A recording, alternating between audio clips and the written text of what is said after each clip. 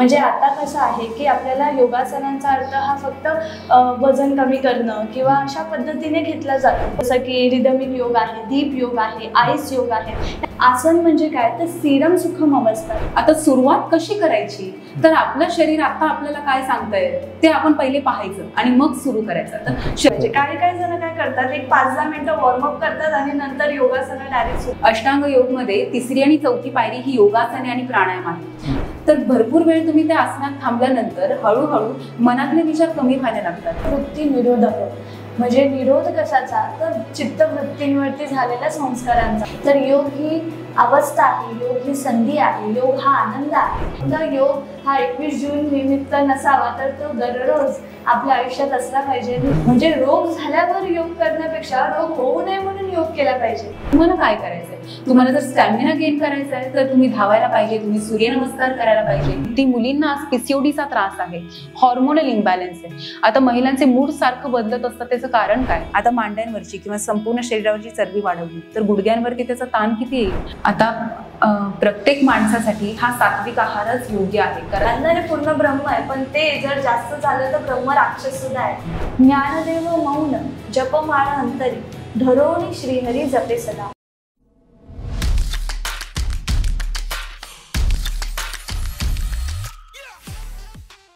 नमस्कार. नमस्कार. तुमच्या या पॉडकास्टमध्ये खूप खूप स्वागत. धन्यवाद. तुमची आमच्या प्रेक्षकांना जरा थोडक्यात ओळख करून द्या, तुमच्याबद्दल आणि तुमच्या संस्थेबद्दल काय सांगाल? सुहासिनी योग संस्था ही 1999 साली स्थापित झालेली आहे आणि या संस्थेला आता 25 वर्ष पूर्ण झालेली आहेत. आणि या वर्षामध्ये आम्ही अशी अनेक शिबिरं करतोय जनजागृतीसाठी आणि इतरांपर्यंत योग खऱ्या अर्थाने पोहोचावा याकरिता. आणि हे कार्य गेले 25 वर्षापासून सुरूच आहे. या संस्थेचे संस्थापक म्हणजे योगगुरू श्री प्रवीण बांदकर यांच्याकडे आम्ही शिकतोय गेली कितीतरी वर्ष.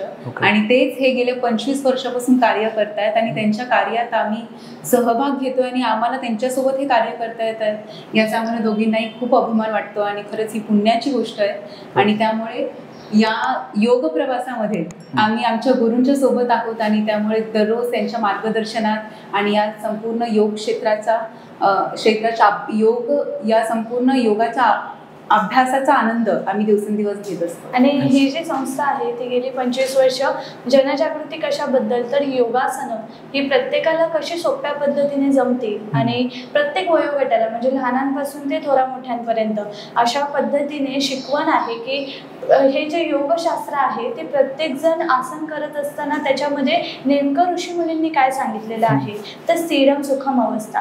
म्हणजे आता कसं आहे की आपल्याला योगासनांचा अर्थ हा फक्त वजन कमी करणं किंवा अशा पद्धतीने घेतला जातो, पण याचा जो मूळ अर्थ आहे, जे शास्त्र आहे ते प्रत्येकाला समजलं पाहिजे. या हेतूने ही संस्था कार्य करत आहे. आणि त्याचबरोबर आपण 25 वर्षाचं जर कार्य पाहिलं तर त्यामध्ये लहान मुलांसाठी सरांनी वेगवेगळ्या पद्धतीने गायडन्स केलेलं आहे. म्हणजे शाळांमध्ये आम्ही योग शिबिरं घेतो. आतापर्यंत 1.5 लाख शाळांमध्ये जाऊन आतापर्यंत 1.5 लाख विद्यार्थ्यांना म्हणजे जवळजवळ 100 शाळा आम्ही अशा योग प्रशिक्षण देऊन त्यांना शिक्षण दिलेलं आहे. आणि त्यामुळे त्या मुलांमध्ये जनजागृती झालेली आहे. कारण आपलं जे भवितव्य आहे त्यांना योग समजला पाहिजे हा मूळ हेतू होता. तसंच एंटरटेनमेंट असे जे शोज असतात त्यामध्ये विविध पद्धतीने जसं की रिदमिक योग आहे, दीप योग आहे, आईस योग आहेत, ह्या सगळ्या ज्या क्रिएटिव्हिटीज आहेत ते आमच्या गुरुवर्यांनी निर्माण केल्या, ज्यामुळे लोक अट्रॅक्ट होतील या योगशास्त्राकडे आणि त्यांच्यामध्ये योग सुरू करण्याची इच्छा निर्माण होईल, लहान मुलांमध्ये सुरू करण्याची इच्छा निर्माण होईल अशा पद्धतीने. आणि अजून एक आनंदाची गोष्ट अशी सांगायची वाटते की या कार्यामध्ये जेव्हा आम्ही सहभाग घेतला तेव्हा आम्हाला सुरुवातीला म्हणजे हे कशा पद्धतीने असणार आहे हे तसं ठाऊक नव्हतं, पण सरांचा जो हेतू आहे तो नंतर लक्षात आला. आपले जे माजी राष्ट्रपती डॉक्टर APJ अब्दुल कलाम होते त्यांनी सुद्धा या संस्थेला गौरविलं आहे. आणि आत्ताच आपल्याला या 2 वर्षाआधी वुमन्स अचिव्हर म्हणून मुंबई हायकोर्टाचा अवॉर्ड मिळालेला आहे या संस्थेच्या कार्यासाठी. करण्यासाठी. तर याच पद्धतीने या संस्थेचं कार्य अजून अव्याहतपणे सुरू राहणार आहे आणि खूप चांगला हेतू घेऊन हे कार्य सुरू आहे. आणि आपल्या सोशल मीडियावरती जवळजवळ लाखो विद्यार्थ्यांना शिक्षण चाललेलं आहे योगासनाचं, त्याचबरोबर प्राणायामाचं. आणि या योगशास्त्राचा जो मूळ हेतू आहे तो त्यांना समजून देण्याचा व्हिडिओज आम्ही करत असतो. त्या व्हिडिओज मार्फत मिलियन्स लोकांना त्यामधून समजत आहे की योगासनं नेमकी कशी करायची आणि त्याचा मूळ हेतू काय आहे आणि आसन करत असताना त्यामध्ये आपल्याला नेमकं काय पाहायचं आहे. ह्या सगळ्यामध्ये म्हणजे एक पद्धतीने शास्त्रयुक्त जो अभ्यास आहे योगासनांचा तो आपण व्यवस्थितपणे लोकांपर्यंत पोहोचवण्याचा प्रयत्न करतोय या संस्थेमार्फत. आणि आता 7 लाख लोकांना आपण प्रशिक्षण देत आहोत. आणि संस्था 1999 ला सुरू झाली, पण त्याच्या अगोदरची गोष्ट तुम्हाला मी सांगते. योगगुरु श्री प्रवीण पानकर हे 1996-97 साली आपल्या महाराष्ट्राचे ओपनिंग बॅट्समन म्हणून कार्यरत होते.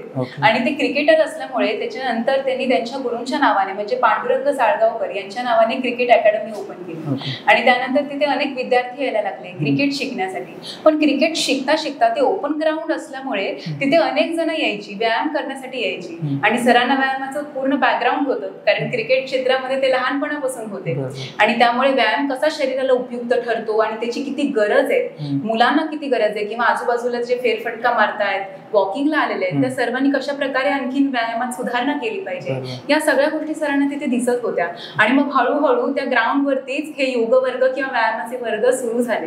आणि मग तिथून नंतर सरांना ही संकल्पना सुचली की व्यायाम आणि योग हा प्रत्येकापर्यंत पोहोचणं किती आवश्यक आहे ते. कारण जीवनाचं मूळ आहे ते म्हणजे शरीर स्वास्थ्य जर आपलं चांगलं असेल आणि मनाचं स्वास्थ्य चांगलं असेल तर माणूस कुठल्याही क्षेत्रात असू दे तो उत्तम प्रकारे काम करू शकतो. लहान मुलं उत्तम प्रकारे अभ्यास करू शकतात, त्यांचं करिअर घडवू शकतात.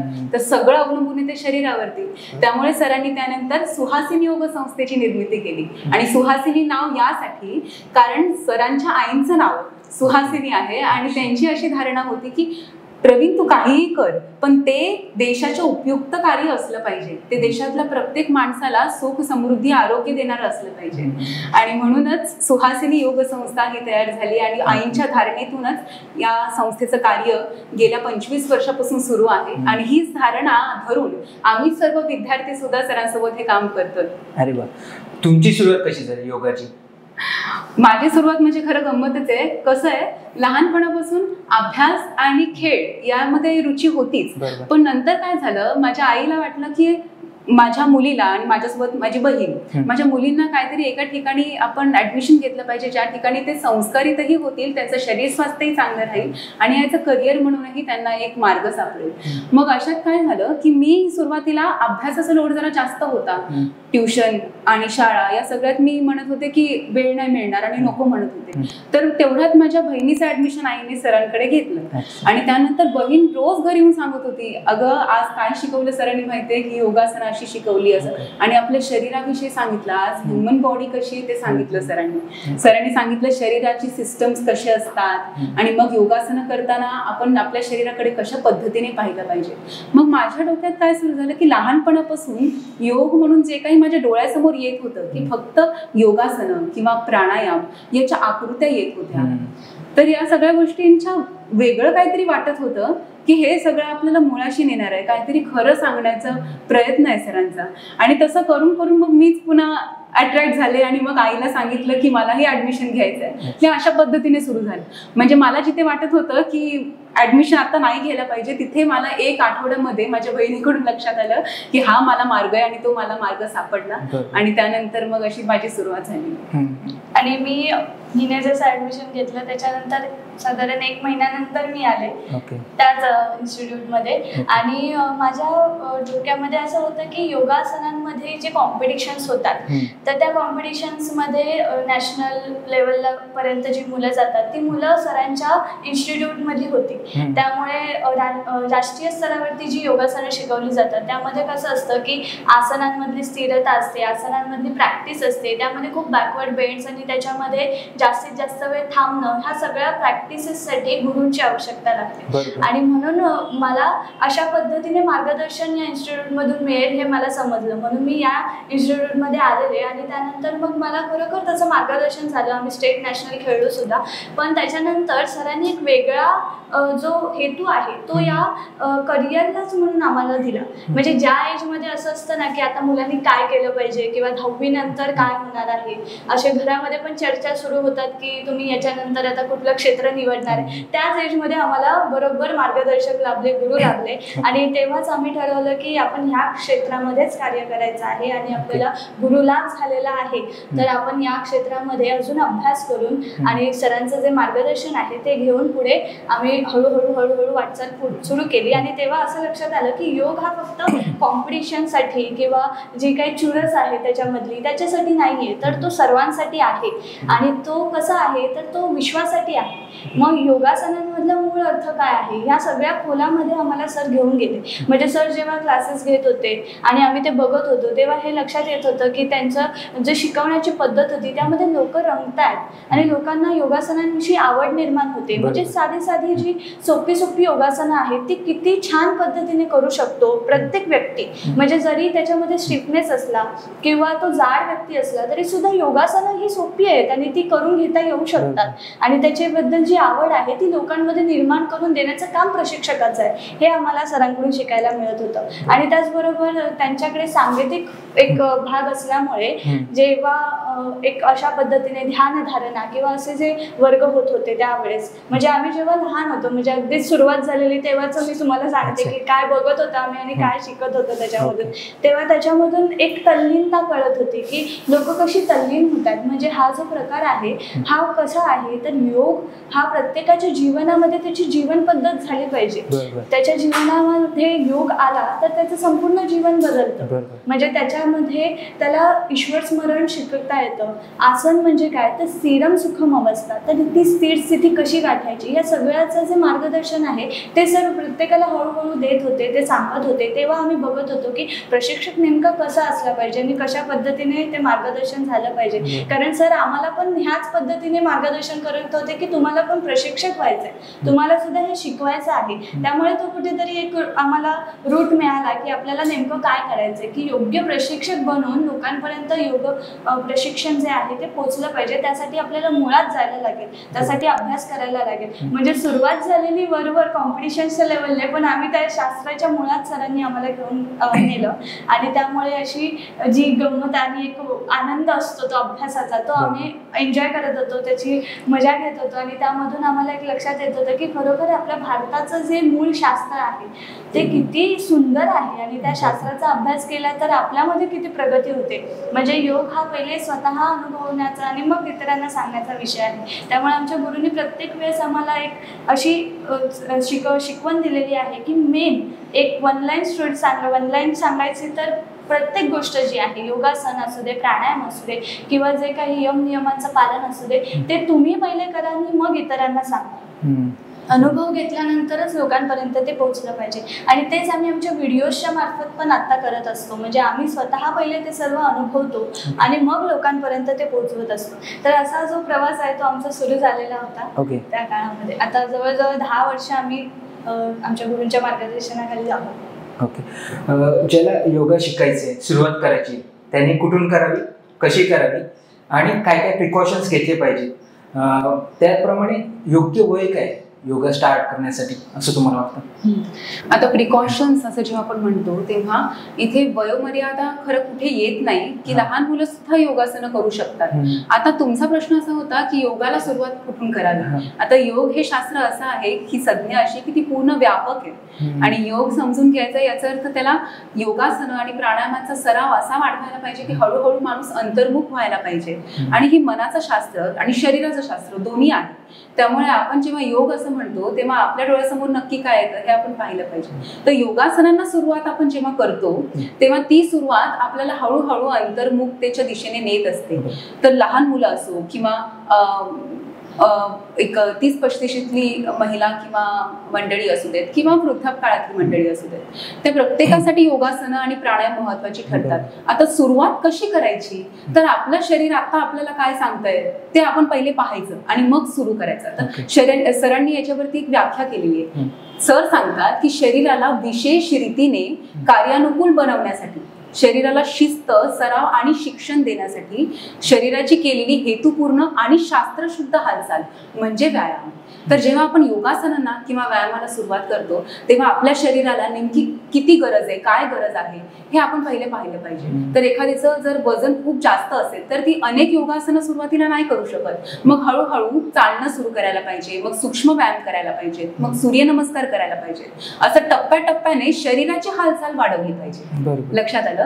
मग आता लहान मुलांना याची गरज नाही, कारण लहान मुलं आधीच हलकी असतात आणि उत्साही असतात, खेळात ते पुढे असतात आणि त्यांची अशी वृत्ती असल्यामुळे त्यांना अनेक प्रकारची योगासनं लवकरात लवकर जमू शकतात. तर त्यांना अनेक कॉम्प्लिकेटेड वाटणारी योगासनं असतात, ती सुद्धा बऱ्यापैकी जमतात. आता अशी मंडळी आहेत ज्यांचं वय 70-75 आहे, अशांसाठी सुद्धा अनेक रिस्ट्रिक्शन्स येतात. याचं कारण असं की आपण जेव्हा सुरुवात करतो तेव्हा आपण पाहतो की आता आपण पुढे योगासनं कशी करायची, कुठली करायची, हा आपला प्रश्न असतो. पण आपण त्याच्या मागचं बॅकग्राऊंड लक्षात घेत नाही की कितीतरी वर्ष मी शरीराला हलवलेलं नाहीये, पीळ दिलेलं नाहीये, वाकवलेलं नाहीये. मग अशा वेळेस योगासनं सुरू करताना कुठे काही पाठीला इजा, पाठ भरून येणं, शरीरामध्ये अजून वेदना निर्माण होणं, अशा गोष्टी होऊ नयेत याकरिता प्रशिक्षकाचं मार्गदर्शन इथे सर्वांना घ्यायला पाहिजे. आणि मग वयोगटाचे इथे कुठेच त्याला लिमिट नाहीये, प्रत्येक जण करू शकतो. सर्व योगासन आपल्याला करता येतात. आता काही स्टुडंट्स आहेत त्यांचं वय एक 72-75 या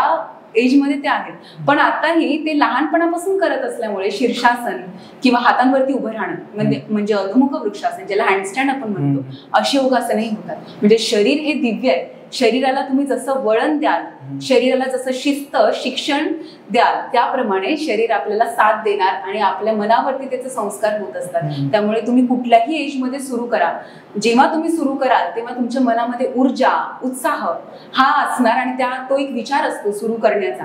आणि जो विचार जेव्हा येतो की आता मला केलं पाहिजे अशी जाणीव प्रत्येकाला होत असते, तेव्हा त्यांनी करायला हवं. मग ते वय कुठलंही असू दे, प्रत्येकाला त्याचा उपयोग होतो. आणि अजून एक महत्वाचं म्हणजे जेव्हा सुरुवात करतो तेव्हा एक सूक्ष्म ताण जे आहे ते लक्षात घेतले पाहिजे. जसं की वॉर्मअपचे जे प्रकार असतात त्यामध्ये पण अनेक प्रकार आहेत. जनरल वॉर्मअप आहे, स्पेसिफिक वॉर्मअप आहे, डायनामिक वॉर्मअप आहे. तर जेव्हा आपण प्रशिक्षकाकडे जातो तेव्हा प्रशिक्षक आपल्याला व्यवस्थितपणे शिकवतो, पण घरीच जर आपण करत असू तर आपल्याला हे लक्षात घेतलं पाहिजे की सुरुवात असेल, पहिला दिवस असेल तर काय केलं पाहिजे. तर जनरल वॉर्मअप जसं की सूक्ष्म ताण, मान वर आणि खाली करणे, हँड रोटेशन, रिस्ट रोटेशन, असे प्रकार जे आहेत ते केल्यानंतर आपले जे सगळे जॉईंट्स आहेत, नेक जॉईंट आहे, आपला शोल्डर जॉईंट आहे, हिप जॉईंट आहे, रिस्ट जॉईंट आहे, नी जॉईंट आहे, अँकल जॉईंट आहे, सगळे जॉईंट्स मोकळे होतात.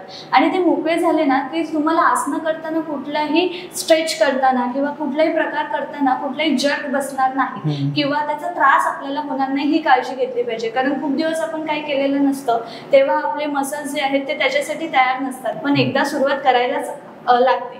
त्यामुळे ती जी सुरुवात असते त्यावेळेस आपल्याला लक्षात घेतलं पाहिजे की हे जे जनरल वॉर्मअपचे प्रकार आहेत ते नीट व्यवस्थित समजून घेणं महत्त्वाचं आहे. त्यानंतर स्पेसिफिक वॉर्मअप म्हणजे एखाद्या भागावरती कॉन्सन्ट्रेट करून एक ताण त्याच्यावरती देऊन स्थिर थांबणे. जसं की आता हा ताण आम्ही शोल्डरसाठी देते, म्हणजे फक्त शोल्डरसाठी काय काय स्ट्रेचेस आहेत तर त्या भागाला पर्टिक्युलर म्हणजे तेच मला ताण द्यायचे आहेत तर स्पेसिफिक झाला तो जो प्रकार आहे तो पण प्रत्येकाने समजून घेतला पाहिजे की आपल्याला पाठीच्या कण्याला वाकवायचे तर पाठीच्या कण्याच्या संदर्भात कुठले कुठले आसनं आहेत किंवा कुठले कुठले स्ट्रेचेस आहेत, कुठले कुठले बॅकवर्ड बेंडिंग्स आहेत, फॉरवर्ड बेंडिंग्स आहेत, हे सगळं समजून घेणं महत्त्वाचं आहे. आणि तिसरं म्हणजे डायनामिक, ज्यामध्ये आपला कार्डिओ होतो, ज्यामध्ये उड्या मारणं किंवा वर्कआउट्स करणं, वेगवेगळे एक्सरसाइज येतात त्यामध्ये, ज्यामध्ये दम लागतो, हृदयाला दमछाक होते, अशा पद्धतीचे जे प्रकार असतात ते डायनामिक वॉर्मअप मध्ये होतात. तर अशा पद्धतीने वॉर्मअप चांगला झाला ना की मग आपण योगासनाला सुरुवात केली पाहिजे. काही जण काय करतात, एक 5-10 मिनिटं वॉर्मअप करतात आणि नंतर योगासनं डायरेक्ट सुरू करतात, तर ते बरोबर नाहीये. वॉर्मअप खूप चांगलं होणं, मोठे मोठे खेळाडू जे आहेत, स्पोर्ट्समॅन आहेत, ते सगळे खूप चांगल्या पद्धतीचा वॉर्मअप करतात आणि त्यानंतर त्यांच्या खेळाला सुरुवात करतात. कारण तुमचे जे अवयव आहेत त्यांना सवय झाली पाहिजे, त्यांना एक जो त्यांचा रुटीन आहे त्याच्यामधून आपण बाहेर काढतोय. तर त्या रुटीनमधून बाहेर काढताना त्यांना आपल्या सगळ्या रक्तवाहिन्यांना मोकळेपणा मिळणं, मसल्सला, हाडांना मोकळेपणा मिळणं फार महत्त्वाचं असतं. म्हणून आपल्याला वॉर्मअपवरती लक्ष द्यायचं आहे सुरुवातीला आणि त्याच्यानंतर योगासनांकडे वळायचं आहे. अशा पद्धतीने जर सुरुवात केलं ना तर ते जास्त फायदेशीर ठरतं. ओके. जसं तू म्हणाली की योगा म्हटल्यानंतर आपल्या डोक्यात आसनं येतात, वेगवेगळ्या प्रकारचे आसनं. तर तुमच्यामध्ये काय योगा म्हणजे नक्की काय आहे, त्याचा व्यापक अर्थ काय आहे, कोणत्या कोणत्या प्रकारचे योगा असतात? योग ही एक अवस्था आहे. ओके. आणि ती अवस्था कशी आहे की तुमचा स्वभाव काय आहे, आपण कुठल्या जनरेशन मध्ये आहोत, कुठल्या काळात आहोत, या सगळ्या गोष्टींवरती अवलंबून ठरतं आपल्यावरती कसे संस्कार झालेत आणि त्या संस्कारांवरती आपण जीवन जगत असतो.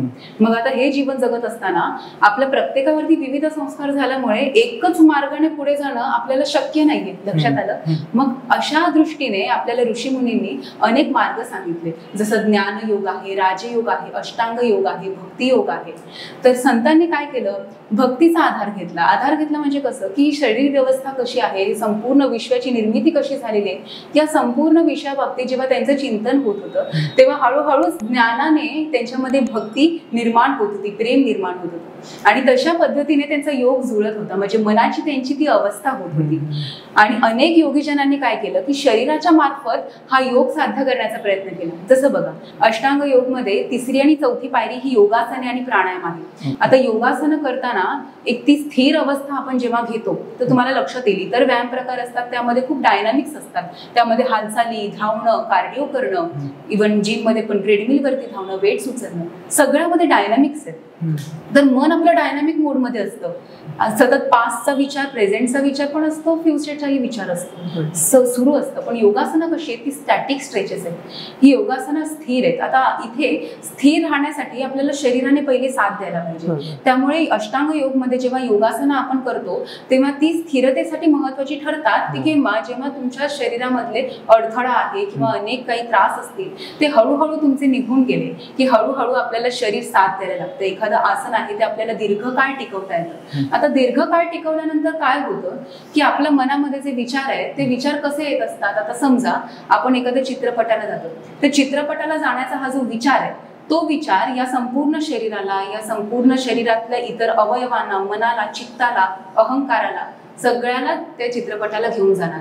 तो चित्रपट पाहिल्यानंतर त्या चित्रपटामध्ये काय काय दाखवलेले आहेत, कुठले कुठले विषय आहेत, ते विषय आपल्या चित्तामध्ये जातात आणि मग त्या चित्तावरती त्याचे संस्कार होतात आणि मग अशा पद्धतीने आपल्या भावभावना त्याच्यामध्ये मिसळतात आणि विषय वाढ होत असते.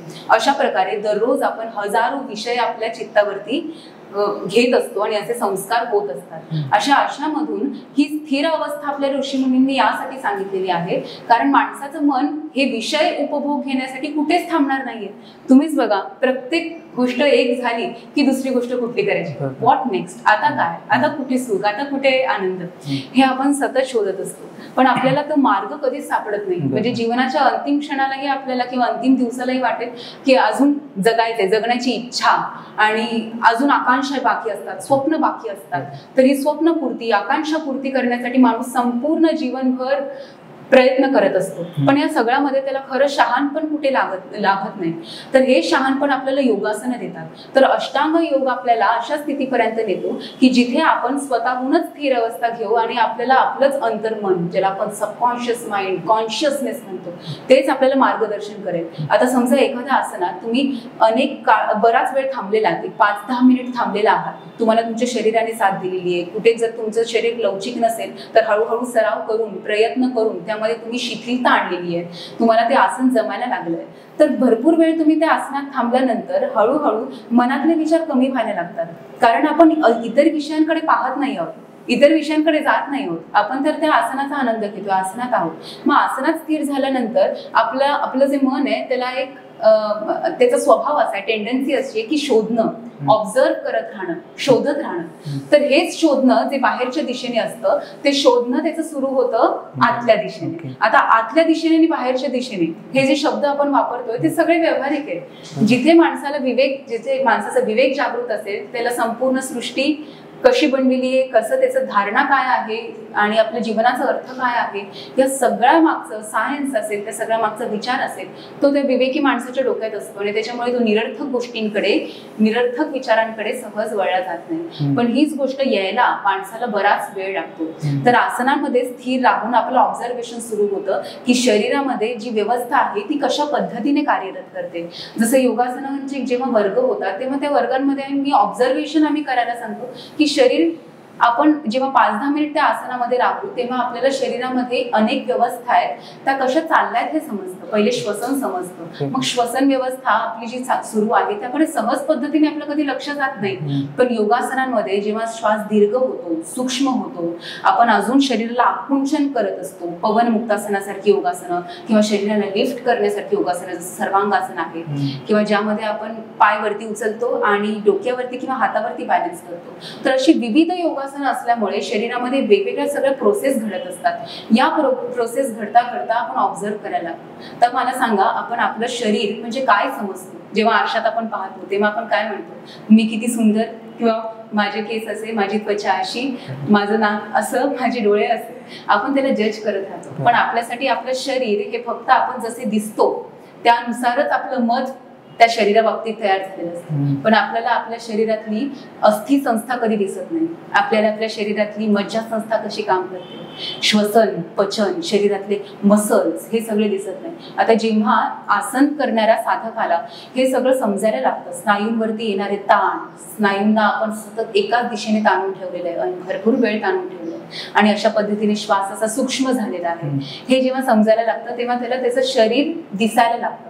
आता जेव्हा आपण वरून पाहतो आपल्या शरीराला तेव्हा आपण विविध नावांनी आणि प्रकारांनी त्याला ओळखत असतो. म्हणजे तुमचं नाव जे आहे त्यानुसार मग तुम्ही स्वतःला ओळखता. तुम्ही आम्हाला, मी श्रुती, काय, हे सगळं वरून दिसणाऱ्या शरीरावरती तुम्ही ओळखत असता.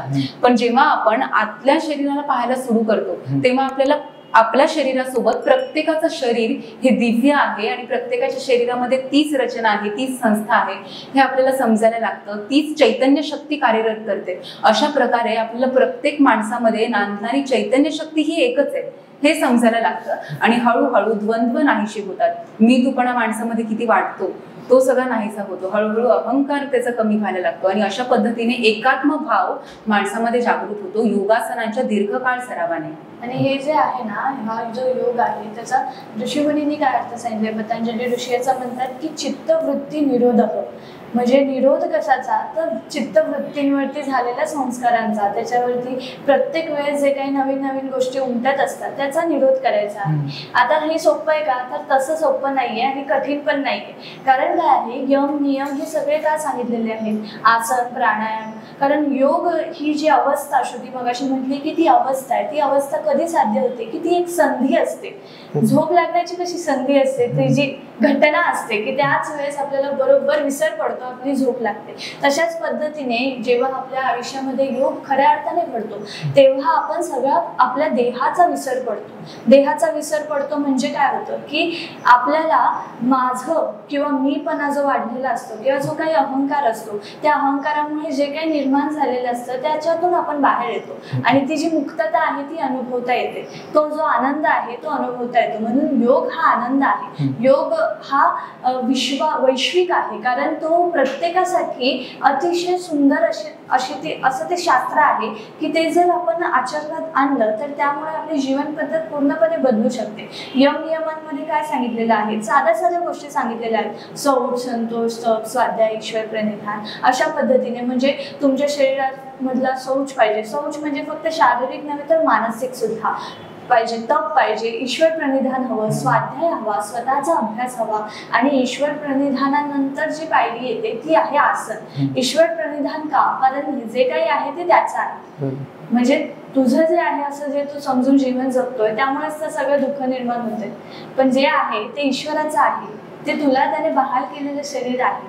असा जेव्हा भाव असतो तेव्हा त्या मनामध्ये कुठलीही अपेक्षा किंवा त्याला मला हे हवं आणि मला ते हवं या सगळ्या गोष्टींमधून तो जरा बाहेर येतो आणि त्यामुळे काय होतं की एक मनाला शांतता निर्माण होते. शांतता कशी, तर तो निवांतपणा जो आहे, जो आपण आयुष्यभर आनंदासाठी जे भटकतोय, ते जो आनंद आपल्याला हवा आहे त्या आनंदाच्या मागे आपण धावतोय, तो आनंद नेमका आहे कुठे हे त्याला कळतं.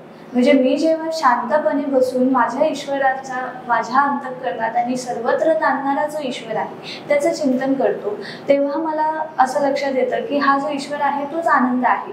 मग जो आपल्या हृदयात नांदत आहे त्याचा आनंद तो जेव्हा अनुभवतो तेव्हा ती एक संधी असते. तो जो निवांतपणा आहे, ती जी देहाचा विसर पडणे आहे, तो जो भाव आहे तो त्याच्या मनामध्ये जेव्हा सातत्याने येतो आणि त्याचा जो काळ आहे तो वाढतो. तो काळ वाढल्यानंतर त्याला तो अनुभव येतो की तो तेव्हा खऱ्या अर्थाने योग घडत असतो. बघ, आता एखादा संगीत गाणारा आहे, तो जेव्हा शास्त्रयुक्त पद्धतीने पण स्वतःला विसरून जातो, त्या सुरांमध्ये स्वतःला पूर्णपणे सोडून देतो, तेव्हा त्याला आनंद मिळतो आणि तो आनंद पाहून प्रेक्षकांना आनंद मिळतो. म्हणजे काय आहे की तो विसर आहे, तर तो देहाचा विसर पडणं फार महत्वाचं आहे आणि त्याच्यामध्येच खरा आनंद आहे आणि तो योग प्रत्येकाला अनुभवता येऊ शकतो आणि त्यासाठी या पायऱ्या दिलेल्या आहेत. मग आसन म्हणजे स्थिरम सुखम अवस्था. मग ती स्थिती घेतल्यानंतर ती स्थिर स्थिती तुम्हाला सुख प्राप्त करून देते. आपण जेव्हा खूप विचार करतो तेव्हा आपण सुखी असतो का? नसतो. पण आपण जेव्हा शांत असतो आणि आपल्याला एका ठिकाणी समाधान मिळतं, आपण स्थिर असतो, तेव्हाच आपल्याला सुख प्राप्त होऊ शकतं. कारण समाधानाच्या ठिकाणी सुख आहे. मग समाधान केव्हा होतं? जेव्हा माणूस सगळ्या ज्या गोष्टी आहेत त्याच्यावरती विजय मिळवतो, म्हणजे इंद्रियांवरती विजय मिळवतो, त्याच्याकडून प्रत्याहार घडतो.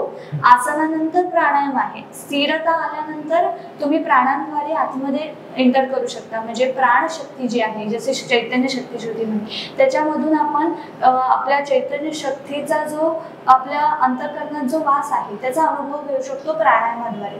आणि ही प्राणायाम सुरू असताना आपल्याकडून प्रत्याहार घडत असतो. म्हणून प्रत्याहार त्याच्यानंतरची पायरी सांगितलेली आहे. त्याग जो आहे, प्रत्याहार म्हणजे ज्या अनावश्यक गोष्टी आहेत आपल्या जीवनातल्या, ज्या आपण उगाच करत असतो की ज्याचा तसा उपयोग नाहीये, पण आपल्या जीवनामध्ये त्या आहेत आणि त्याच्यामुळे आपण सगळं वाढवून ठेवलेलं आहे, तर त्या गोष्टीचा हळूहळू माणूस त्याग करायला लागतो. प्रत्याहारानंतर धारणा निर्माण होते. धारणा कशी निर्माण होते की ती वैश्विक धारणा असते की माझं जे जीवन आहे ते तर महत्वाचं आहे, पण इतरांचं पण जीवन महत्वाचं आहे. म्हणजे योग जो आहे तो वैश्विक का आहे हा अनुभवत असतो. ईश्वर स्मरण केल्यामुळे, त्याच्याकडे घडल्यामुळे त्याला ते त्याच्या जीवनामध्ये ईश्वर स्मरण किती महत्वाचं आहे हे लक्षात येतं. त्यामुळे तो इतरांना सांगू शकतो की तुम्ही सुद्धा हे करा, तुम्ही सुद्धा योग जीवनात आणा, ज्यामुळे माझा जो बदल झालेला आहे तो तुमच्यात होईल. आणि ते त्याचंच मन जे आहे ते त्याचं गुरु होतं, तेच त्याला आज्ञा देतं आणि त्याच्यातून त्याची धारणा निर्माण होते आणि मग ध्यान लागतं. त्या धारणेतूनच त्या ध्यानामध्ये रूपांतर होत असतं.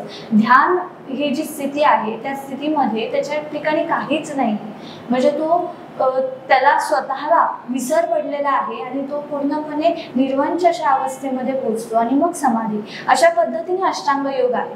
तर या ज्या पायऱ्या आहेत या ऋषीमुनींनी का मांडलेल्या आहेत? कारण माणसाचं जे मन आहे त्याला त्या चित्तवृत्तीला निरोध करण्यासाठी या पायऱ्या आहेत आणि त्या पायऱ्या ज्या आहेत त्या आपल्याला लक्षात येणं महत्वाचं आहे. म्हणजे योग, तुम्ही म्हटलात योग म्हणजे काय, तर योग ही अवस्था आहे, योग ही संधी आहे, योग हा आनंद आहे, पण तो जेव्हा जीवनात येतो तेव्हा, त्यामुळे तो आपल्याला अनुभवता आला पाहिजे. फक्त योग हा 21 जून निमित्त नसावा, तर तो दररोज आपल्या आयुष्यात असला पाहिजे आणि तो अनुभवता आला पाहिजे. हे फार महत्वाचं आहे. आणि त्याला एका चौकटीत बांधून ठेवलं नाही पाहिजे की योग म्हणजे आसन आणि प्राणायाम, कारण दोनच गोष्टी लोकांना जास्त करून माहिती असतात. तर तसं नाहीये. योग हे मूळ शास्त्र जे आहे ते तुमच्या चित्तवृत्तींना बदलवणार आहे, शरीराला बदलवणार आहे. ते कायाकल्प पूर्णपणे बदल करून टाकणारं शास्त्र आहे. तर अशा पद्धतीने आपण जर लक्षात घेतलं तर योग ही जीवन पद्धती आपली झाली तर आपल्या जीवनामध्ये खरोखर आनंद येईल.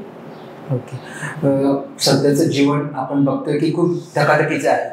लोक सकाळी ऑफिसला जातात, म्हणजे रात्र उशीर वेगळं होतो त्यांना यायला, त्यामुळे फिजिकल स्ट्रेस आहे, मेंटल स्ट्रेस आहे. काही काही लोकांना म्हणजे थोडं म्हणजे वेळच नाही मिळत असं त्यांचं म्हणणं असतं की बाबा आम्हाला काही योगा करायला, व्यायाम करायला वेळच नाही मिळत.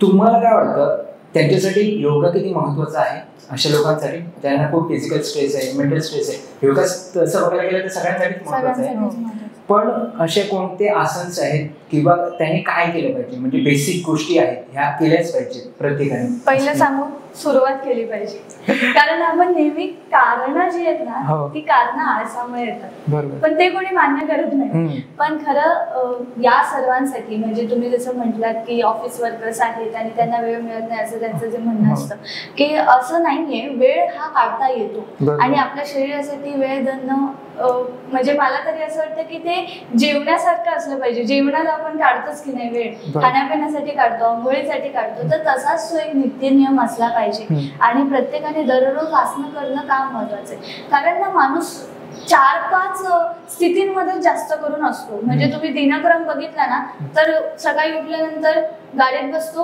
गाडीतून ऑफिसमध्ये बसतो, ऑफिसमधून घरी येताना परत गाडीत बसतो आणि परत घरी येऊन बसतो. म्हणजे दिवसभर बसलाच येतो.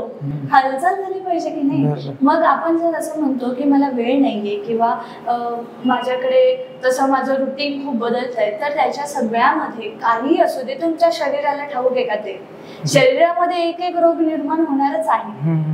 आता जर तुमचं वजन वाढतंय, तुमचं ऑफिसचा वर्क जास्त आहे, ताण पण आहे, तर शरीरामध्ये डायबिटीसचं प्रमाण वाढायला लागलं किंवा शरीरामध्ये कुठलाही रोग निर्माण व्हायला लागला तर त्याला कंट्रोल करण्यासाठी आपण औषधं घेतो. म्हणजे रोग झाल्यावर योग करण्यापेक्षा रोग होऊ नये म्हणून योग केला पाहिजे.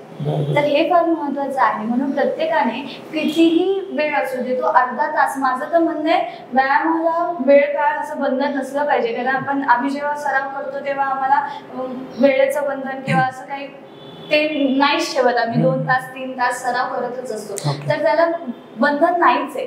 पण आता जसं रुटीन लोकांचं आहे त्यानुसार बघायला गेलं तर आम्हाला असं सांगावं लागतं की अर्धा तास करा, पण आमची अशी इच्छा नाहीये की फक्त अर्धा तास करा. कारण अर्धा तासाचं फक्त वॉर्मअप झाला पाहिजे. पुढचा चांगला 1.5-2 तास तुमचा व्यायाम असला पाहिजे, तुमची योगासनं असली पाहिजे. पण आता एवढा वेळ देता येणं शक्य नसेल तर अर्धा तास तरी असं सगळं रुटीन जे आहे ते बदलवणं फार गरजेचं आहे. कारण या सगळ्यामुळे काय होतं की आपल्या शरीरामध्ये एक स्टिफनेस असतो, तो स्टिफनेस मनाला बद्ध करतो. मग मन व्यायाम करायला सुरुवात करत नाही. म्हणजे एकमेकांवर ते अवलंबून आहे. पण तुम्ही जर तुमच्या मनाचा मननिग्रह ठेवला आणि सुरुवात केली तर ती सुरुवात जी आहे ती तुम्हाला योगासनं करायला भाग पाडेल. ते आसनं जी जेव्हा आपण करतो, साधं तुम्ही मान वर आणि खाली केले की तुम्हाला लगेच शोल्डर रोटेशन्स किंवा हँड रोटेशन्स करावेसे वाटतात.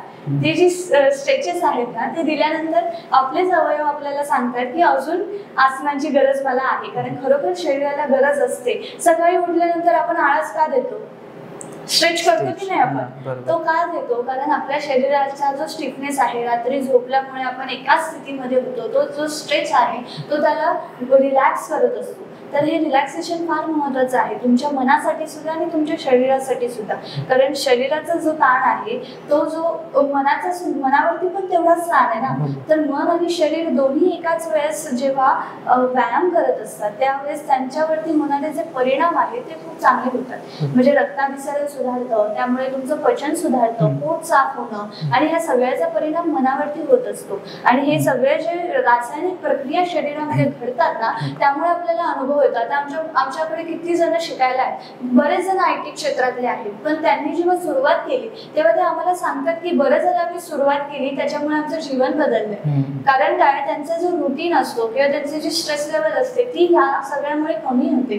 आणि ती कमी झाल्यामुळे त्यांना ते जाणवतं की आपण योगासनं सुरू केली तेव्हापासून मला सगळं बॅलन्स करता येतं. योग आपल्या आयुष्यात आला ना की सगळ्या गोष्टींमध्ये आपल्याला नियंत्रण आणता येतं. म्हणजे किती खाल्लं पाहिजे, केवढं खाल्लं, काय खाल्लं पाहिजे, हे सगळ्यावरतीच आपण विचार करायला येतो. म्हणजे योग शास्त्र जे आहे ते आपल्याला विवेक सुद्धा देत असतं.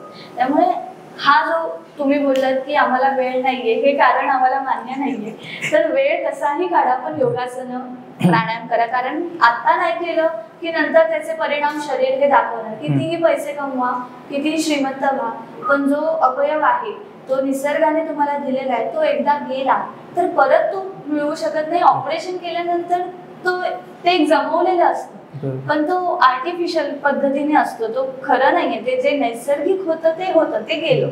तर तसं व्हायला नको. म्हणून लोक नंतर पश्चावतात किंवा त्यांना असं वाटतं की आधी केलं असतं. किंवा लहानपणी खूप जण असे म्हणतात की मी लहानपणी काय व्यायाम करायचो आणि काय धावायचो, आता माझे गुडघे दुखतायत. तर हे पण व्हायला नको. कारण सातत्य फार महत्वाचं आहे. आपण बरेच जण अशी असतात की मनोनिग्रह करतात सुद्धा पण 2-3 दिवसात तो सुटतो सुद्धा. तर तसं पण नाही झालं पाहिजे. मनोनिग्रह केल्यानंतर तो टिकून पण धरणं फार महत्त्वाचं आहे. सातत्याने त्यावरती काम केलं पाहिजे, दररोज करणं. आणि एकदा सुरुवात केली की मग तुम्हाला योगासनं आनंद देतात, तेव्हा आपल्याला तसं फक्त सुरुवात करण्याची गरज आहे. कारण आपण जोपर्यंत एक स्ट्रेच करत नाही किंवा व्यायामातला कुठलाही प्रकार करत नाही तोपर्यंत आपल्याला वाटणारच नाही पुढची स्टेप करावीशी. म्हणून हे फार महत्त्वाचं आहे की आसन प्राणायाम करत असताना आपल्याला सुरुवातीला योग्य ते प्रशिक्षण घेऊन कशा पद्धतीने सुरुवात करायची आहे, काय कुठले कुठले प्रकार करायचे आहेत हे लक्षात घेणं, किंवा प्रशिक्षक असेल तर त्याच्याकडे जाऊन शिकणं आणि तशा पद्धतीने व्यायाम सुरू करणं फार महत्त्वाचं आहे. खूप ऑप्शन्स आहेत आपल्याकडे. योग वर्ग किती आहेत, व्यायाम वर्ग किती आहेत, मैदानं आहेत, पण ती सगळी मैदानं भरलेली आहेत का आता? तर नाही आहेत. कारण त्याला कुठेतरी कारण हे सुद्धा आहे, जसं तुम्ही म्हटलं. पण आपल्याला कसं का होईना थोडा तर, कारण तुमची मुलं सुद्धा तुम्हाला बघतायत, म्हणजे आपले आई वडील काय करतात हे बघतात की नाही मुलं. तर मुलांना कसं ते बघितल्यामुळे त्यांच्यामध्ये पण ते येतं, ते पण करायला लागतात बघून बघून, आणि ते करतात. मग त्यांना पण सवय लागते, म्हणजे पूर्ण घराचं आरोग्य सुधारतं. आणि नंतर म्हणजे आपण काय करतो, बरेच जण अशी आहेत की आजार झाल्यानंतर खूप औषधं आणि त्याच्यावरती इतके पैसे जातात, सगळं होतं. म्हणजे जे काही कमवलेलं असतं ते आजारपणावरतीच जातं. तर तसं व्हायला नको. म्हणजे आपण सावध जर असू तर खरोखर आपल्या आयुष्यामध्ये सुख येईल. म्हणून आपण नेहमी आधीच प्रिकॉशन म्हणून व्यायाम सुरू करणं अत्यंत गरजेचं आहे. आणि आत्ताच्या काळात तर आहेच आहे. वातावरण बदललेले आहे, हवेचं प्रमाण बदललेलं आहे, पण अशी पण खूप मंडळी आहेत की ते खरोखर सुरू करतात ना, त्याच्यानंतर वर्षानुवर्ष ते करतात. आमच्याकडेच किती लोक आहेत की ते वर्षानुवर्ष आता योग अभ्यास करतायत आणि त्यांना खूप चांगला चांगला अनुभव येतोय. म्हणजे सुरुवात केली ना की बरोबर लोकांना पण त्याची आवड निर्माण होते आणि ते प्रत्येक जण आवडीने आणि अगदी गोडीने योगासनं करायला लागतात. खरंच. पण तुम्ही म्हणालात ना की अँझायटी, डिप्रेशन, स्ट्रेस हा सगळा आहे ना, हा प्रकार इथे आज याविषयी बोलणं फार महत्वाचं आहे. कारण माणसाला हे समजणं महत्वाचं आहे की जेव्हा आपण त्याच वातावरणामध्ये जगतो, आता समजा स्ट्रेस आहे कोणाला, तर त्या स्ट्रेसमध्ये राहून राहूनच तो स्ट्रेस वाढत जाणार आहे. असं होणारच नाही की आज मला ताण आहे आणि उद्या मी खुश असणार आहे, मी उद्या व्यायाम करणार आहे, आणि परवा ताण असणार आहे तर मी ज्या दिवशी ताण असेल तेव्हा व्यायाम नाही करणार. असं नाही होत ना. त्या वातावरणामध्ये किंवा त्याच विचारांमध्ये माणूस जेव्हा सतत असतो तेव्हाच त्याचं स्ट्रेस डिप्रेशन मध्ये कन्वर्ट होत असतं आणि डिप्रेशन परत ते वाढत जात असतं. आज कितीतरी मुलांना, तरुणांना हे डिप्रेशन फेस करावं लागते. त्यामुळे व्यायामाला सुरुवात केल्याने हे सगळं आपल्याला तिथे तोडून टाकता येतं, हे वातावरणातून बाहेर येता येतं. कारण व्यायाम हा स्ट्रेसफुल नाही, व्यायाम तर आपल्याला स्ट्रेसमधून बाहेर काढणार आहे. कारण कसं होतं, जेव्हा तुम्ही व्यायाम करायला सुरुवात करता तेव्हा तुमच्या शरीरामध्ये काही हॉर्मोन सेक्रेट होतात, जसे एंडॉर्फिन हॉर्मोन्स आहेत. आता हे एंडॉर्फिन हॉर्मोन तेव्हा सेक्रेट होतात जेव्हा आपण खुश असतो. म्हणजे आता मला तुमच्याशी बोलताना खूप आनंद होतो, याचा अर्थ माझ्या शरीरामध्ये कॉर्टिसॉल हा जो स्ट्रेस हॉर्मोन आहे तो कमी होतोय आणि मी आता आनंद उपभोगते. म्हणजे माझ्या शरीरामध्ये आता एंडॉर्फिन्स हॉर्मोन सेक्रेट होतात आणि ते सेक्रेशन झाल्यामुळे शरीरातल्या इतर अवयवांना त्याचा फायदा होत असतो. पण जिथे कॉर्टिसॉल हॉर्मोन सेक्रेट होतो, म्हणजे स्ट्रेस हॉर्मोन, ताणतणावातून निर्माण झालेला हा हॉर्मोन, त्यामुळे शरीरावरती त्याचे दुष्परिणाम होतात. जसं बघा, एखाद्या दिवशी खूप टेन्शन असेल, खूप ताण असेल तर भूकही लागत नाही, झोप लागत नाही. आज कितीतरी जणांना झोप लागत नाही स्ट्रेसमुळे. कारण काय की कॉर्टिसॉल हॉर्मोन त्यांच्या शरीरामध्ये खूप वाढलेला आहे, सतत मनात विचार आहे. तर याचा अर्थ तो हॉर्मोन कमी करून एंडॉर्फिन्स वाढवणं गरजेचं आहे. आता हे कधी वाढतात, जेव्हा तुम्हाला आता मूड नाहीये एक्सरसाइज करण्याचा, अजिबात करावीशी वाटत नाही, पण तुम्ही उठता आणि तुम्ही काहीतरी हालचाल करायला सुरुवात करता, तेव्हा तुमच्या शरीरामध्ये ब्लड सर्क्युलेशन सगळ्यात पहिले वाढतं. मग तुम्ही धावायला सुरुवात केली तरी आणि चालायला सुरुवात केली तरी, तुम्ही हा स्ट्रेच केलात तरी सुद्धा इथल्या सगळ्या रक्तवाहिन्या त्या मोकळ्या होतात. रक्तवाहिन्या मोकळ्या होतात म्हणजे काय, तिथून चालणाऱ्या रक्ताभिसरणे ते वाढतं आणि रक्तामध्ये प्राणवायू असतो. आणि हा प्राणवायू म्हणजे आपल्या पेशींसाठी खाद्यपदार्थ आहे, आपल्या पेशींसाठी ते जीवन जगण्याचं माध्यम आहे पेशींचं. तर पेशींना प्राणवायूची गरज आहे. तर ती उपलब्धता जेव्हा आपण वाढवतो, ब्लड सर्क्युलेशन वाढवतो, तेव्हा आपल्या पेशी उत्तेजित होतात आणि संपूर्ण शरीर हे पेशीने बनलेलं आहे. तर संपूर्ण शरीराला ऍक्टिव्ह करण्यासाठी आपल्याला शरीरामध्ये एंडॉर्फिन हॉर्मोन सेक्रेट करणं महत्वाचं आहे. मग तुमचा मूड नसेल, स्ट्रेस आहे, डिप्रेशन मध्ये आहात, उठायचं आणि व्यायामाला सुरुवात करायची, तुमचं स्ट्रेस तिथे कमी होणार. आणि या सगळ्या मागे सायन्स तुम्ही सायंटिफिकली समजून घेतलं तर मग तुम्हाला कोणी कन्व्हिन्स करायची गरज नाही की तू रोज कर, रोज रोज सांगायची गरज नाही, तू व्यायामाला सुरुवात कर. ते आपल्याला समजतं आणि जेव्हा खरं आपल्याला समजतं ना तेव्हा आपण सातत्य ठेवतो. कोणी जर सांगत असेल ना आपल्याला सातत्य ठेव, तर आपण ऐकणार नाही, आपण फक्त आपलं स्वतःच ऐकत असतो. आणि म्हणून जेव्हा तुम्हाला तुमच्या अंतर्मनातून उपदेश येईल की मला हे केलं पाहिजे, तेव्हा तुम्ही ते करू शकता. आता सध्या काय होतं माहितीये, आपल्या मनामध्ये ना एक क्राऊड असतो, तर गर्दी जशी असते ना, तर गर्दीमध्ये आपण कोणालाच नीट ओळखू शकत नाही, बरोबर, आपल्या माणसाला ओळखू शकत नाही.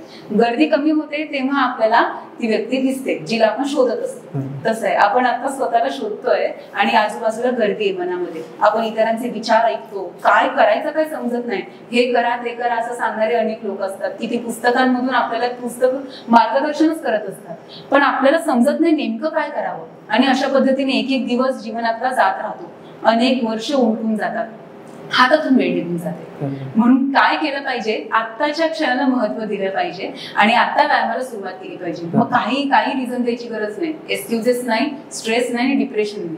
ओके, मुलांचं कल आहे ना ते थोडासा जिमकडे पण असतो, तर तुम्हाला काय वाटतं की जिम सोबत योगा पण केली पाहिजे की काय योग्य आहे? आता दोन्हीचे इफेक्ट्स आहेत ना ते वेगवेगळ्या प्रकारे आहेत. आता जिम मध्ये कसं ट्रेडमिलचा वापर होतो तेव्हा त्याच्यावरती धावणं, कार्डिओ चांगलं होतो, खरंच चांगलं होतं. आणि मग त्याच्यासोबत आपण अनेक वेट लिफ्टिंग सुद्धा करतो. वेट लिफ्टिंग आपल्या मसल्ससाठी ही गरजेचं आहे. पण आता याच्याच सोबत आपण जेव्हा योगासनं पाहू तेव्हा तुम्हाला लक्षात येईल चक्रासनासारखी आसनं, म्हणजे ज्यामध्ये आपण हात कानाच्या बाजूला ठेवून पाठीवरती झोपून पाय वाकवून शरीराचं वजन उचलतो, तेव्हा ती वेट लिफ्टिंग नाही का? म्हणजे योगासनांमध्ये पण आपल्याला ते इफेक्ट जाणवतात आणि तशाच प्रकारे शरीरावरती प्रक्रिया घडते. हँडस्टँड म्हणजे हातांवरती उभं राहणं, यामध्ये सुद्धा आपण शरीराचं वेट उचलतो. अधोमुख श्वानासन म्हणजे सूर्यनमस्कारांमधली 5वी स्थिती, त्यामध्ये आपण हातांवरती आणि पायांवरती वजन तोलून धरतो. आता अनेक काळ आपण योगासनांमध्ये स्थिर राहतो तेव्हा भरपूर वेळ तेवढा वेट आपण आपल्या हातांवरती पायांवरती झेललेला असतो. त्यामुळे तेच इफेक्ट आपल्याला योगासनांमध्येही मिळतात. तर अगदी थोड्याफार बदलांनी, थोड्याफार फरकाने आपल्याला ही इफेक्ट जाणवतील. पण जिम किंवा योगासन हे दोन्हीही तेवढेच इफेक्टिव्ह आहेत. आणि आपला उद्देश काय आहे, जसं मी मगाशी सांगितलं, शरीराला हेतुपूर्ण किंवा आणि शास्त्रशुद्ध हालचाल शरीराची करणं म्हणजे व्यायाम. तर आपला हेतू काय, तुम्हाला काय करायचंय? तुम्हाला जर स्टॅमिना गेन करायचा आहे तर तुम्ही धावायला पाहिजे, तुम्ही सूर्यनमस्कार करायला पाहिजे. तसंच स्टॅमिना हा प्राणायामांनी योगासनानेही वाढतो. तुम्हाला लवचिकता वाढवायची आहे, तुमचा हेतू काय, धारणा काय, तुमच्या शरीराची गरज काय.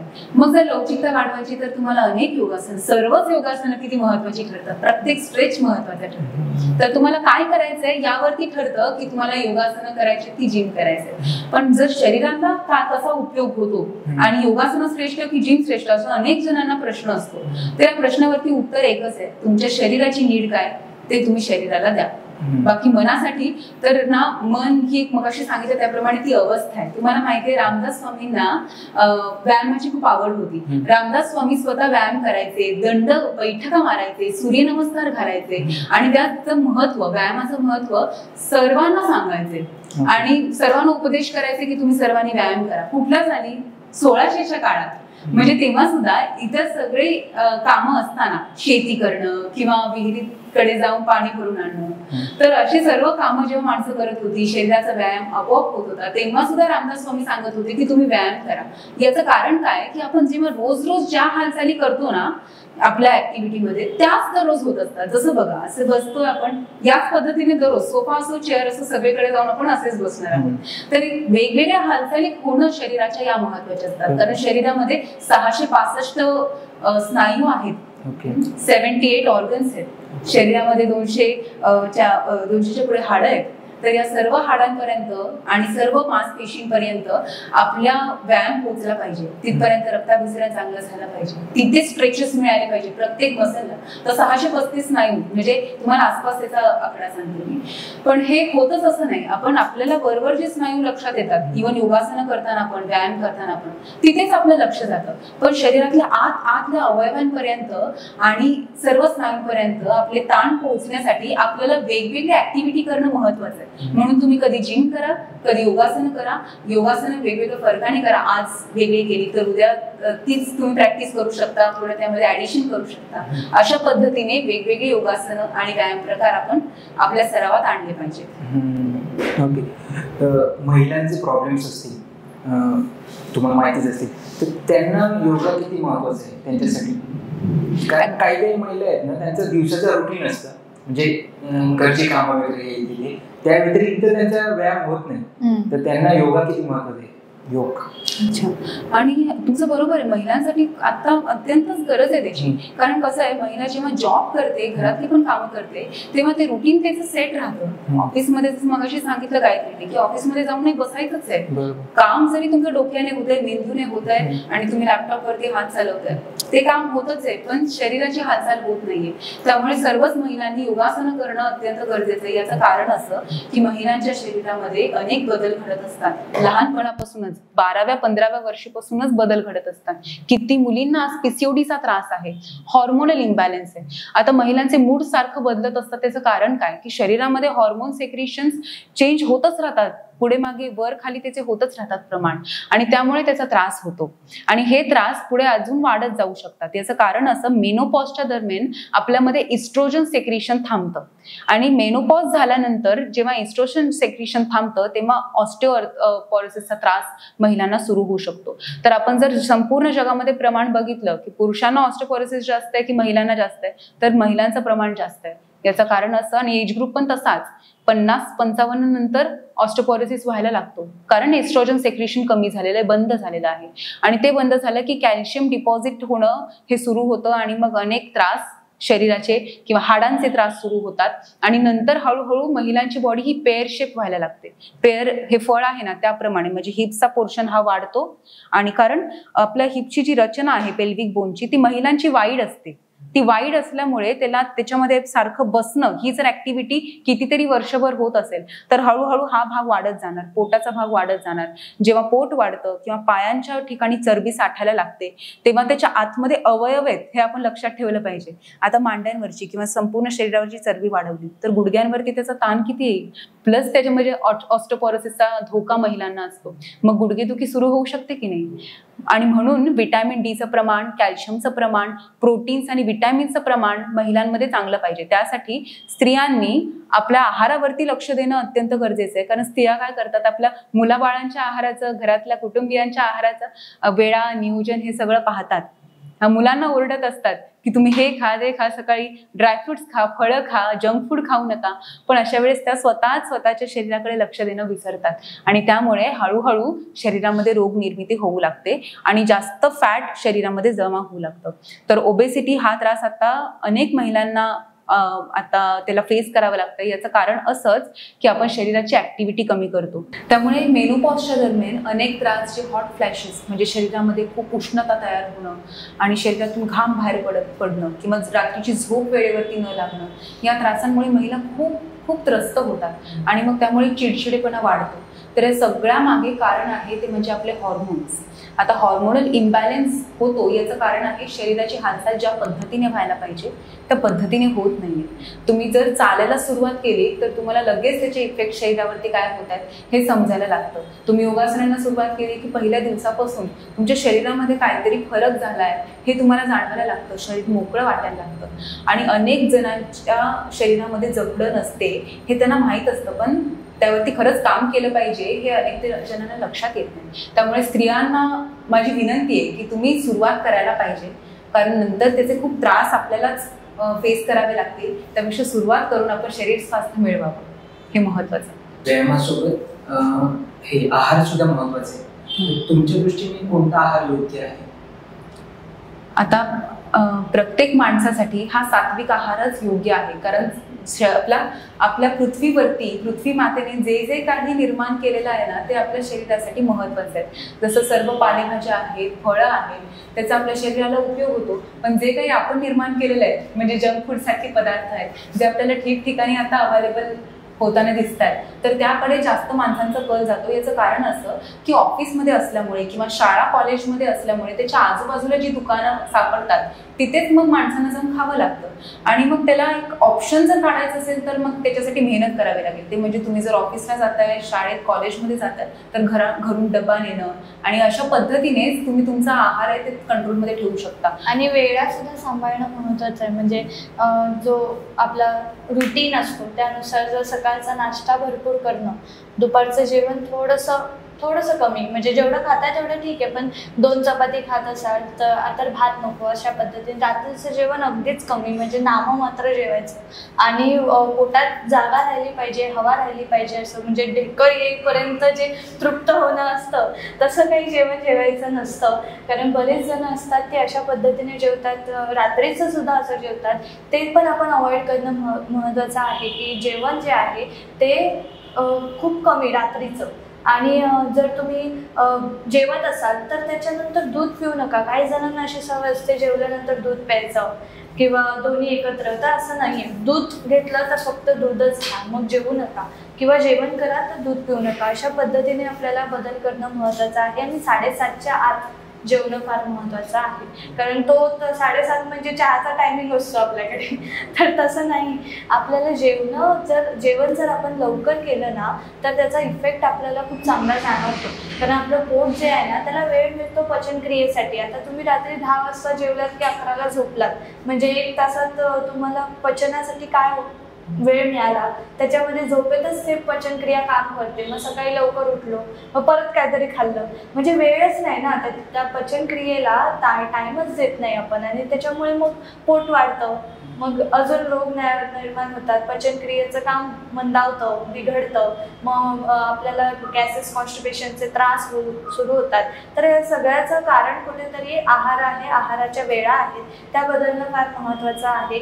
आजही काही घरांमध्ये खूप उशिरा जेवलं जातं, 12-12, 1-1 वाजता कामावरून लेट आल्यामुळे, पण त्याला काहीतरी आपण ऑप्शन काढला पाहिजे, कारण ते खूप धोकादायक आहे. आणि पोटाचे 4 भाग करायचे, 2 भाग अन्नाने भरायचे, 1 भाग पाण्याने आणि 1 भाग हवेसाठी रिकामा सोडायचा. आम्ही आमच्या सगळ्या म्हणजे ऑलमोस्ट व्हिडिओमध्ये आम्ही सांगितलेलं आहे, कारण हे फार महत्त्वाचं आहे. पोटामध्ये हवा असेल ना तर तुमचं पचन चांगलं होणार, पण एकदम गळ्यापर्यंत आम्ही जेवतो वगैरे हे सगळं काही बरोबर नाही, आणि ते खूप धोकादायक आहे. आणि असं पण काही मंडळी म्हणतात की मी माझ्या मुलांना खाऊन पिऊन मोठं चांगलं जाडजूड केलेलं आहे. तर जाडजूड होणं म्हणजे काय हेल्थ आहे का? तर नाही.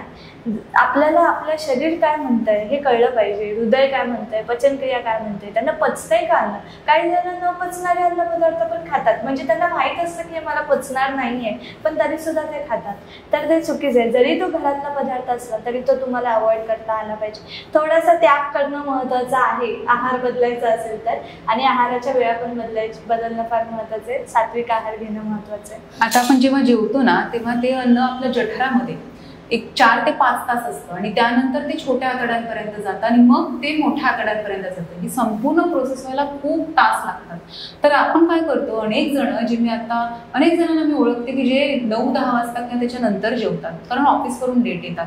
मग जर 9-10 वाजता आपण जेवलो तर मग तेवढा वेळ जठरामध्येच हे अन्न राहणार, साधारण मध्यरात्री 1-2 वाजेपर्यंत, आणि त्यानंतर ती प्रोसेस सुरू होते. पण आपण हे लक्षात घेत नाही की जसं आपल्याला डोळ्यांना, आपल्या मेंदूला आरामाची गरज आहे, झोपेची गरज आहे, तसं आपल्या इंद्रियांना सुद्धा आहे. जसं बघा, लिव्हरला सगळ्यात जास्त आराम केव्हा मिळतो तर मध्यरात्री 1 ते 3 या टायमिंगमध्ये मिळतो.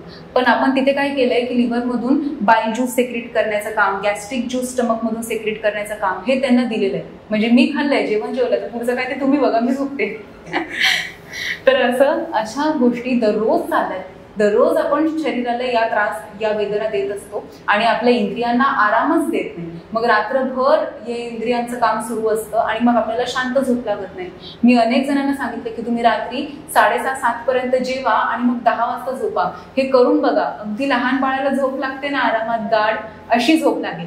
पण तेच जेव्हा आपल्याला दररोज स्वप्न पडत असतात, मध्यरात्री जाग येत असते, ज्यांना सलग झोप लागत नाही, या सगळ्या मागे कारण आहे तुम्ही रात्री उशिरा जेवतात म्हणून चांगली झोप लागत नाही, कारण इंद्रिय आतमध्ये काम करतात. मग तुमचा मेंदू कसा शांत राहील? कारण इंद्रियांना काम करायला लावणारा, इंद्रियाला चालवणारा अवयव आहे मेंदू, सगळ्यात महत्वाचा भाग. जेवल्यानंतर दूध पिल्यानंतर काय प्रॉब्लेम होतो? कारण हे खूप लोक करतात. दूध हाच परिपूर्ण आहार आहे. म्हणजे दूध जड आहे पचायला, जेवण पण पचवणार, दूध पण पचवणार, मग पचनक्रियेचं कसं होईल आपल्या? त्यामुळे एकतर जेवायचं किंवा दूध प्यायचं. त्यामुळे दूध पिलं तर तुम्हाला भूक नाही लागणार. आणि कशावरही काही खाणं हा जो प्रकार आहे ना तो पण बऱ्याच जणांचा असतो. म्हणजे दूध म्हणजे असं काय एकदम चमचमीत काहीतरी खाल्लं आणि त्याच्यावरती लगेच गोड पदार्थ, किंवा जेवण झाल्यानंतर काहीतरी गोड खायची इच्छा असते, मग घरात मिठाई असतात, ते खाणं. तर हे कशा काही खाणं त्याचा पण आपल्या शरीरावरती इफेक्ट होत असतो. जसं की आपले म्हणजे पारंपरिक पदार्थ जे आहेत की आपण ते वर्षोनवर्ष खात आलेले कांदे पोहे आणि चहा, कांदा भजी आणि चहा, तर हे सगळे पदार्थ आहेत ते रॉंग आहे. कांदा आणि चहा तुम्ही दुधात कांदा मिक्स कराल का? तर नाही करणार ना आपण, तसं तर खाऊ नाही शकत. पण आपण काय करतो, कांदा भजी खातो त्याच्यावर चहा पितो, तर ते रॉंग आहे. तसं पूर्णपणे चुकीचं आहे ते. तर आतमध्ये पोटात ते मिक्सच होतंय ना, तर त्याचे परिणाम आपल्या शरीरावरती होत असतात. मग मिठाचं प्रमाण सुद्धा खूप बऱ्याच जणांच्या जीवनात जास्त असतं, साखरेचं प्रमाण जास्त असतं. हे सगळ्याचे जे परिणाम आहेत, कसं आहे ना, प्रत्येकाला माहिती आहे काय खाल्लं पाहिजे आणि काय खाल्लं नाही पाहिजे. पण चवीसाठी प्रत्येक माणूस खात असतो काही ना काही पदार्थ. पण कुठेतरी आपल्याला नियंत्रण करता आलं पाहिजे आणि आपल्याला तिथे विवेक वापरून थोडेसे काय घरात एखादा पदार्थ असेल किंवा फंक्शन असेल त्यावेळेस असं असतं की मी एवढं बनवलंय प्रेमाने तर खा. तर अशा वेळेस आपल्याला थोडंसं डोकं वापरून त्याच्यातून पळवाट काढून, जर तुम्हाला आहार नियंत्रणात ठेवायचा आहे अशा पद्धतीने आपल्याला कंट्रोल करता आलं पाहिजे. घरातले जरी पदार्थ असले तरी सुद्धा ते आपल्याला पचतायत का, आपली ही वेळ आहे का खाण्याची की नाही आहे, त्रास होणार आहे पुढे, हे सगळ्याचं नीट लक्ष देऊन व्यवस्थित प्रकारे ते अन्न खाल्लं पाहिजे. अन्न हे पूर्ण ब्रह्म आहे, पण ते जर जास्त झालं तर ब्रह्म राक्षस सुद्धा आहे, हे लक्षात ठेवून जेवण जेवावं. मेडिटेशन किती इम्पॉर्टंट आहे? मेडिटेशन आपण आता अनेक जणांना वेगवेगळ्या पद्धतीने गरजेचं आहे. कारण अनेक जण जे स्ट्रेसमध्ये जीवन जगतात त्यांना मेडिटेशन का हवं आहे की मला एवढं सगळं मेंदूमध्ये कचरा झालाय विचारांचा, मला कुठेतरी शांत व्हायचंय, अशा पद्धतीने मेडिटेशनची गरज काही जणांना. काही जणांना कसं हवं आहे की मला माझं स्वरूप जाणून घ्यायचंय, त्यासाठी मला नामाचा मार्ग हवा आहे, मला श्वसनाचा मार्ग हवा आहे, अशा पद्धतीने मेडिटेशन करायचंय. तर मेडिटेशनची आपली प्रत्येकाची स्वतःची व्याख्या आहे. तर नेमकं आपल्याला काय हवं आहे हे आपण पहिले समजून घेतलं पाहिजे. आता मेडिटेशनची गरज ही प्रत्येक माणसाला आहे, कारण प्रत्येक माणूस जन्म घेतो, त्यानंतर जीवन जगतो, तेव्हा त्याच्यामध्ये अनेक संस्कार त्यामध्ये मिसळत असतात. बाजूच्या सोसायटीने केलेले, सराउंडिंग्सने केलेले संस्कार, ॲटमॉस्फिअरचे सगळे परिणाम चित्तावरती होत असतात आणि त्या पद्धतीने जीवन जगतो आपण स्वतः जीवन जगतच नाही होत, आपल्याला जे जगायला लावलेलं आहे त्या पद्धतीने जीवन जगतोय. आता भाषा आपण कशी शिकलो, आपल्या घरातल्यांमुळे शिकलो, ऐकून शिकलो आणि अशाच पद्धतीने आपण सगळ्याच गोष्टी शिकत असतो आणि त्या पुढे करत असतो. तर आपण काय शिकलेलो आहे यावरती अवलंबून आहे की आता आपण कसं जीवन जगतोय. तर आता आपल्या जीवनामध्ये ताणतणाव असतील, कन्फ्युजन्स असतील, टेन्शन्स असतील, तर याचा अर्थ की हे सगळं आपण आपल्या मनावरती परिणाम करून घेतलेला आहे. पण ध्यान आपल्याला कुठे नेतं, तर ध्यान आपल्याला आपल्या स्वतःच्या अस्तित्वापर्यंत नेतं. आता अस्तित्वाचा हा जो विचार आहे तो विचार आपल्या मनामध्ये, कितीतरी जणांच्या मनामध्ये असं येऊन पण जाणार नाही की आपण आपलं अस्तित्वाचं भान घेतलं पाहिजे. पण योगासन आणि प्राणायाम काय करतात की आपल्या शरीरामध्ये जे सगळे रासायनिक प्रक्रिया घडतात, शरीरातल्या अवयवांच्या प्रक्रिया घडतात, या सगळीकडे आपलं मन केंद्रित करतात. मग काय होतं की आपल्या शरीरामध्ये संपूर्ण जे काही नांदते, जे काही होतंय शरीरामधली प्रोसेस, जे चालते जीवन म्हणून आपण जगतोय, ती सगळी प्राणशक्ती, कॉस्मिक लाईफ फोर्समुळे जगतोय हे हळूहळू समजतं. आणि त्या प्रकारेच जे काही आहे, एक्झिस्टन्स जो आहे, विश्व संपूर्ण तयार झालंय ते या प्राणशक्तीमुळे तयार झालेलं आहे. आणि या प्रकारची धारणा, भावना माणसाच्या मनामध्ये जर असेल तर त्याच्या मनामध्ये सतत उसमळणारे असे काम, क्रोध मिश्रित झालेले विचार आहेत ते नियंत्रणात येतील, ते कमी होतील आणि अशा पद्धतीने प्रत्येक माणूस त्याचे जीवन योग्य पद्धतीने जगू शकतो, ज्ञानमार्गाने जगू शकतो आणि त्याच्यामध्ये वाढलेला अहंकार आहे तो हळूहळू कमी होत जाऊ शकतो.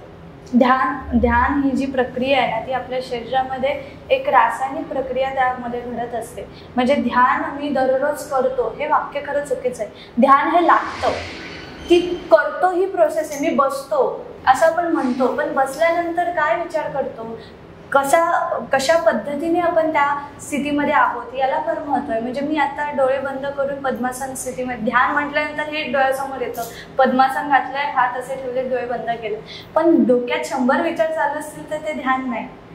म्हणजे ध्यान म्हणजे काय, तर ईश्वर स्मरण. त्या ठिकाणी फक्त ईश्वर स्मरण आणि ईश्वर स्मरण करता करता देवाला समर्पित होणे. आणि हे जे समर्पण आहे ते समर्पण झाल्यानंतर तुमचं मन जे आहे ते मौन होतं. मनामध्ये विचार चाललेले आहेत, 100 विचार चाललेले आहेत, त्या 100 विचारांच्या मागे तुमची सगळी इंद्रिय लागलेली आहेत. आपलं सगळं डोक्याचा प्रत्येक सेल त्या विचाराला धरून ठेवलेलं आहे. म्हणजे डोक्यावरती ताण, इंद्रियांवरती ताण, हा ताण जो आहे तो हलका केव्हा होतो, जेव्हा तिथे फक्त एकच विचार उरतो. तो विचार म्हणजे ईश्वर, राम, कृष्ण, हरी. हा विचार जेव्हा उरतो तेव्हा तुमचे सगळे जे विचारांची जी ताकद लागलेली होती, जो काही ताण होता तो कमी झाला. म्हणजे एका मिनिटाला जर आपण 70 विचार करत असू तर दिवसभरात आपण किती विचार करत असू. मग या सगळ्या विचारांचा अवयवांवरती तेवढाच परिणाम होतोय, मनावरती तेवढा परिणाम होतोय. पण आपण हे सगळं जेव्हा सोडतो म्हणजे काय करतो की आपण ते ईश्वर समर्पित करतो की हे सगळं नाहीये माझं, हे सगळं मला जसं शेवटी मी संस्कारांनी आणि सगळं समाजात जसं जीवन चाललेलं आहे त्यानुसार मी जीवन जगतोय आणि हे सगळं आहे संसार म्हणून मी जीवन जगतोय. पण जेव्हा ध्यान करत असतो किंवा ते ध्यान करता करता ध्यान लागतं तेव्हा तो हे सगळं विसरतो. आणि तो जो विसर आहे तो झोपेसारखा असतो. झोपेत काय लक्षात असतं का आपल्याला की मी हा आहे आणि मी तो आहे, मी या चेअरमॅन आहे, मी मॅनेजर आहे, काही नसतं. किंवा माझा हा महिन्याला काहीतरी मला हे घ्यायचंय ते घ्यायचंय, हे काही नसतं झोपेत. झोपेमध्ये तुमच्या बाजूला साप आला तरी सुद्धा तुम्हाला कळणार नाही बाजूला साप आहे, म्हणजे भीती पण नसते. म्हणजे अशी जी अवस्था आहे ती जागृतपणे, तेव्हा ध्यान लागतं. आणि ती जी स्थिती आहे ना ती कशी आहे, ज्ञानदेव मौन जपमाळ अंतरी धरोणी श्रीहरी जपे सदा. म्हणजे ज्ञानेश्वर मौली मौन, पण अंतरामध्ये श्रीहरीच नामस्मरण करतोय, श्रीहरीचं ध्यान लागलेलं आहे, तोच आता ईश्वर स्मरण करतोय, तोच त्याचं भान घेतोय. अशी अवस्था म्हणजे जे मी म्हणून निर्माण झालेलं वलय आहे ते आता गेलं आणि आता जो राहिलेला आहे तो ईश्वर राहिलेला आहे. म्हणून इथे लक्षात काय घ्यायचंय की ध्यान ही जी प्रोसेस आहे ती आपल्याला हळूहळू साधता येते. बऱ्याच जणांना असं होतं की काय ध्यान लागत नाही, मी काय करणार नाही आता, म्हणजे ते सोडून देतात. 5 मिनिटं 10 मिनिटं बसतात आणि जर विचार कमी नाही झाले किंवा त्रास झाला किंवा असं कधी कधी होतं की ध्यानाला बसलं आणि अजूनच स्ट्रेस आला, म्हणजे अजूनच विचार वाढले, असं होतं आणि मग ते करत नाहीत पुढे. पण तसं नाहीये. जेव्हा आपण त्याच्यामध्ये वेग वाढवतो किंवा नामस्मरण ही साधना त्यामध्ये करतो, जसं जिवेला वेग देऊन नाम घेणे, श्वासोश्वासी नामस्मरण करणे, मूर्तीला पाहत पाहत नामस्मरण करणे, असे विविध प्रकार आहेत. अशा पद्धतीने जरी आपण केलं तरी आपल्या मनाला आहे ना आपण विचारांपासून हळूहळू मुक्त करू शकतो. आणि ती मुक्त अवस्था जी आहे ती आपल्याला हळूहळू स्थिरतेकडे नेते. आणि जेव्हा आपण स्थिर होतो तेव्हा ते मन आणि शरीर एकाच वेळेस स्थिर स्थितीला येतं, तेव्हा ध्यान लागतं, तेव्हा योग घडतो. अशा पद्धतीने आपल्याला ध्यान जे आहे ते नीट लक्षात घेतलं पाहिजे आणि मग केलं पाहिजे. आणि त्याच्यासाठी देवावर प्रेम पाहिजे. जर आपलं ईश्वरावर प्रेम असेल, गोडी असेल, आवड असेल तरच आपण ध्यानाचा आनंद घेऊ शकतो. कारण तुम्ही बसल्यावर नेमकं करायचं काय हा प्रश्न पडतो ना, तर तो प्रश्न पडला नाही पाहिजे. बसल्यानंतर मला ईश्वर चिंतन करायचं, ईश्वर स्मरणासाठी मी बसलोय आणि हा जो देह आहे हा त्याचा आहे, हा त्याला समर्पित करायचा आहे. कारण कसं लहान मुलं असताना, बाळ असताना त्याच्या मनावरती काहीच नसतं, म्हणजे त्याला बघितल्यावर आपल्यालाच प्रसन्न वाटतं, कारण ते शुद्ध आहे, ते पवित्र आहे. तर हे जे मन आहे ते मोठं झाल्यानंतर तसं शुद्ध आणि पवित्र होण्यासाठी ईश्वर स्मरण महत्वाचं आहे. म्हणून ध्यान आज प्रत्येकाला महत्वाचं आहे, कारण प्रत्येक जण हजारो विचार घेऊन जीवन जगतं, प्रत्येक दिवसाला आहे ते पण. आणि एवढी कॅपॅसिटी आपल्या डोक्याची आहे की एका वेळेस 100 विचार माणूस करत असतो, म्हणजे आपल्याला कळत पण नाही इतके विचार येतात. तर हा सगळा जो ताण आहे तो या ध्यानाच्या प्रोसेसमध्ये आणि जेव्हा ध्यान लागतं तेव्हा खूप निवांत अवस्था येते आणि ती शांतता जी आहे ती अनुभवल्यानंतर आनंद मिळतो. आता ईश्वर स्मरण केल्यावरती जो आनंद मिळतो त्या आनंदाहून अजून कुठला आनंदच नाही असा जेव्हा अनुभव येतो तेव्हा तो सतत त्यामध्ये ठाण्याचा प्रयत्न करतो. मग काय होतं की त्याचा जो संसार आहे तो असं नसल्यासारखा असतो त्यामध्ये, म्हणजे त्याला जे काही हवं आहे किंवा जे काही मिळवायचं ते असलं तरी चालेल आणि नसलं तरी चालेल. जेव्हा आपण अपेक्षा करतो तेव्हा आपल्याला दुःख निर्माण होतं ना आपल्या आयुष्यामध्ये, मला हे हवं होतं, हे मिळालं नाही, हा असा वागला पाहिजे होता माझ्यासोबत किंवा हा असा बोलला पाहिजे माझ्याबरोबर. ह्या सगळ्या अपेक्षा का होतात? कारण आपण माझं म्हणून जे अस्तित्व जगतोय त्याच्यासाठी आपण सगळं काही करत असतो. पण ते जेव्हा सोडतो तेव्हा हा निवांत होतो, शांत होतो. आता ईश्वर जो काही आहे तो ईश्वर नांदतोय आणि त्याचंच सगळं जीवन, त्याचं जीवन आहे आणि त्याने मला हे दिलेलं आहे, त्याची कृतज्ञता व्यक्त करत करत तो जीवन जगत असतो. अशा पद्धतीने जर आपण जीवन जगलो ना तर खरोखरच आपलं प्रत्येक क्षण ध्यानात असतं. तुम्ही योगा शिकताना आणि शिकवताना तुम्हाला काय एक्सपिरियन्स आले आणि तुमच्या संस्थेमध्ये ज्यांनी योगाचं ट्रेनिंग घेतले त्यांना काय काय फरक पडले, म्हणजे असे मेजर काहीतरी प्रॉब्लेम्स असतील ट्रेनिंग घेऊन म्हणजे योगा शिकून किंवा त्याचं प्रशिक्षण घेऊन ते सॉल्व्ह झालं, असे काही एक्सपिरियन्सेस? असे म्हणजे खूप लोक आहेत की ज्यांचं वजन खूप होतं, 100 किलोची माणसं होती, त्यांचं वजन खूप कमी झालेलं आहे. म्हणजे त्यांचा जो रुटीन आहे तो बदलल्यामुळे आणि योगासनं सुरू केल्यामुळे खूप बदल झालेला दिसून आला. परत पर्सनल ट्रेनिंग्समध्ये पण खूप जण अशी आमच्याकडे वैयक्तिकरित्या शिकायला आलेली आहेत की त्यांचा सायटिकाचा त्रास होता त्यांचा, तर ते काही स्ट्रेचेस केल्यामुळे आणि योगासनं केल्यामुळे त्याच्यावरती खूप रिलीफ त्यांना जाणवला. म्हणजे बॅक पेन असतो तो इतका असतो की खूप त्रस्त होतात आणि त्यांना बसणं उठणं कठीण होऊन जातं. तर अशा पद्धतीची लोक असतात की त्यांना पण त्याचा योगासनांचा त्यामध्ये खूप फायदा होतो. डायबिटीज, आता एक लहान मुलगी पण आमच्या योगा वर्गाला आहे की तिला डायबिटीज आहे, पण तिला योगासनांमुळे खूप फरक पडलेला आहे. लहान मुलांमध्ये आईवडिलां नसल्यामुळे किंवा त्यांच्यामध्ये आता असं झालेलं डायबिटीजचं प्रमाण वाढलेलं, तर अशांसाठी सुद्धा खूप जण अशी आहेत की त्यांच्या डायबिटीजवरती परिणाम झालेला आहे आणि तो डायबिटीज लेवल खाली आलेला आहे. आणि त्याचा जो म्हणजे उपयोग आहे तो असा झाला की त्यांचं जे इन्सुलिनचं प्रमाण आहे ते योग्य झालं आणि त्यामुळे त्यांच्या आहारावरती पण नियंत्रण आल्यामुळे आणि योगासनं केल्यामुळे त्यांच्या शरीराला खूप फायदा होतो. म्हणजे डायबिटीजमध्ये कसं होतं की एकदम थकवा येणं, चक्कर येणं असे सगळे प्रकार असतात, पण योगासनं केल्यानंतर ती जी ताकद आहे ती राहते आणि वजन पण कमी झाल्यामुळे त्याचा परिणाम आपल्यावरती होत असतो. अशा पद्धतीचं आता खूप अशी पण मंडळी शिकतायत की जी 70-75 वर्षाची आहेत आणि खूप चांगल्या पद्धतीने त्यांना योगासनं जमतात, वेगवेगळे स्ट्रेचेस करायला आवडतात. म्हणजे वयाचं आम्हाला खूप जण, आम्ही जेव्हा योगासनांचे व्हिडिओजमध्ये कमेंट्स असतं तेव्हा तुम्ही तर लहान आहात अजून, तुम्ही 20-25 वर्षाचे म्हणून करतायत, असे कमेंट असतात. पण मला त्यांना सांगायचं आहे की आमच्या योग वर्गांमध्ये 50, 60, 70, 75 वर्षापर्यंत, 80 वर्षापर्यंतची मंडळी आहेत की जी चांगल्या पद्धतीने योगासनं करतात. म्हणजे खूप वयोगटातले वेगवेगळ्या पद्धतीने वेगवेगळ्यांना फायदे झालेले आहेत आणि असे बरेच म्हणजे इतके अनुभव आहेत ना, मला दररोज अनुभव येत असतात. प्रत्येक सेशन असतो ना आमचा, तर सेशनमध्ये लक्षात येतं की जी योगासनं आम्ही शिकवतोय ना ती करताना प्रत्येकाला किती आनंद होतोय हे दिसतं. कारण किती जणांना किती प्रकारचे त्रास असतील, अनेक जण तर त्रास होतात ते सांगतही नाही आणि काही गोष्टी सांगतात आणि काही गोष्टी ठेवून देतात, फक्त सहन करत राहतात. पण हे सगळा अनुभव दररोज आम्ही घेत असतो. तर कालच माझ्या संध्याकाळच्या सेशनमध्ये एक बाई होत्या, त्या मला सांगत होतात की श्रुती, अगं मला 3 महिन्यांपूर्वी जमिनीवरती बसता येत नव्हतं आणि आता तू माझ्याकडून पद्मासन घालून घेतलंस. तर अशा प्रकारचे अनुभव आहेत की ज्यांना गुडघेदुखी खूप होती, त्यांना चालायला जमत नव्हतं, त्यांना चालायला यायला लागलं, जिने चढता उतरता यायला लागलं, किंवा ज्यांना धाप लागायची, सारखं भीती वाटायची, हृदयाचे ठोके वाढत राहिले, त्यांना प्राणायामामुळे इतकी शांतता लाभली की त्यांचं मन प्रसन्न असतं. तर अनेक जणांना खूप जणांचा परिणाम झालेला, अनेक जणांच्या स्वभावामध्ये आणि विचारांमध्ये आणि शरीरामध्ये परिणाम होतो. तुम्ही योगासनांना सुरुवात करून बघा, पहिल्या दिवशी तुम्हाला परिणाम काय होतो ते समजायला लागेल. त्यामुळे इतके अनुभव आहेत, आमच्या प्रत्येक सेशनमध्ये आम्ही त्याचे अनुभव घेत असतो. सर्वांशी बोलताना हे आम्हाला समजत असतं. तुमचे पुढचे प्लॅन्स काय आहेत तुमचे किंवा तुमच्या संस्थेचे? आमची संस्था हेच काम करतेय की शाळांमधून म्हणा, कॉलेजेसमध्ये म्हणा, सोशल मीडियाद्वारे किंवा अनेक शिबिरातून योगाची जनजागृती व्हायला पाहिजे आणि प्रत्येकापर्यंत योग पोहोचला पाहिजे. आता कसं झालंय, 21 जून झालेला आहे, म्हणजे आंतरराष्ट्रीय योग दिन तर झालाय. मग गव्हर्नमेंटचं काय म्हणणं आहे की आम्ही आमच्याकडून एक काम केलेलं आहे, पण मेन जे काम आहे ना गव्हर्नमेंटचं, ते असं आहे की आपल्या प्रत्येक शाळेमध्ये योग संस्कार हा मुलांवरती झाला पाहिजे. आपल्याला सर्वांनाच दिसतंय की मुलांच्या विचारांमध्ये, सवयींमध्ये कसा फरक पडत जातो.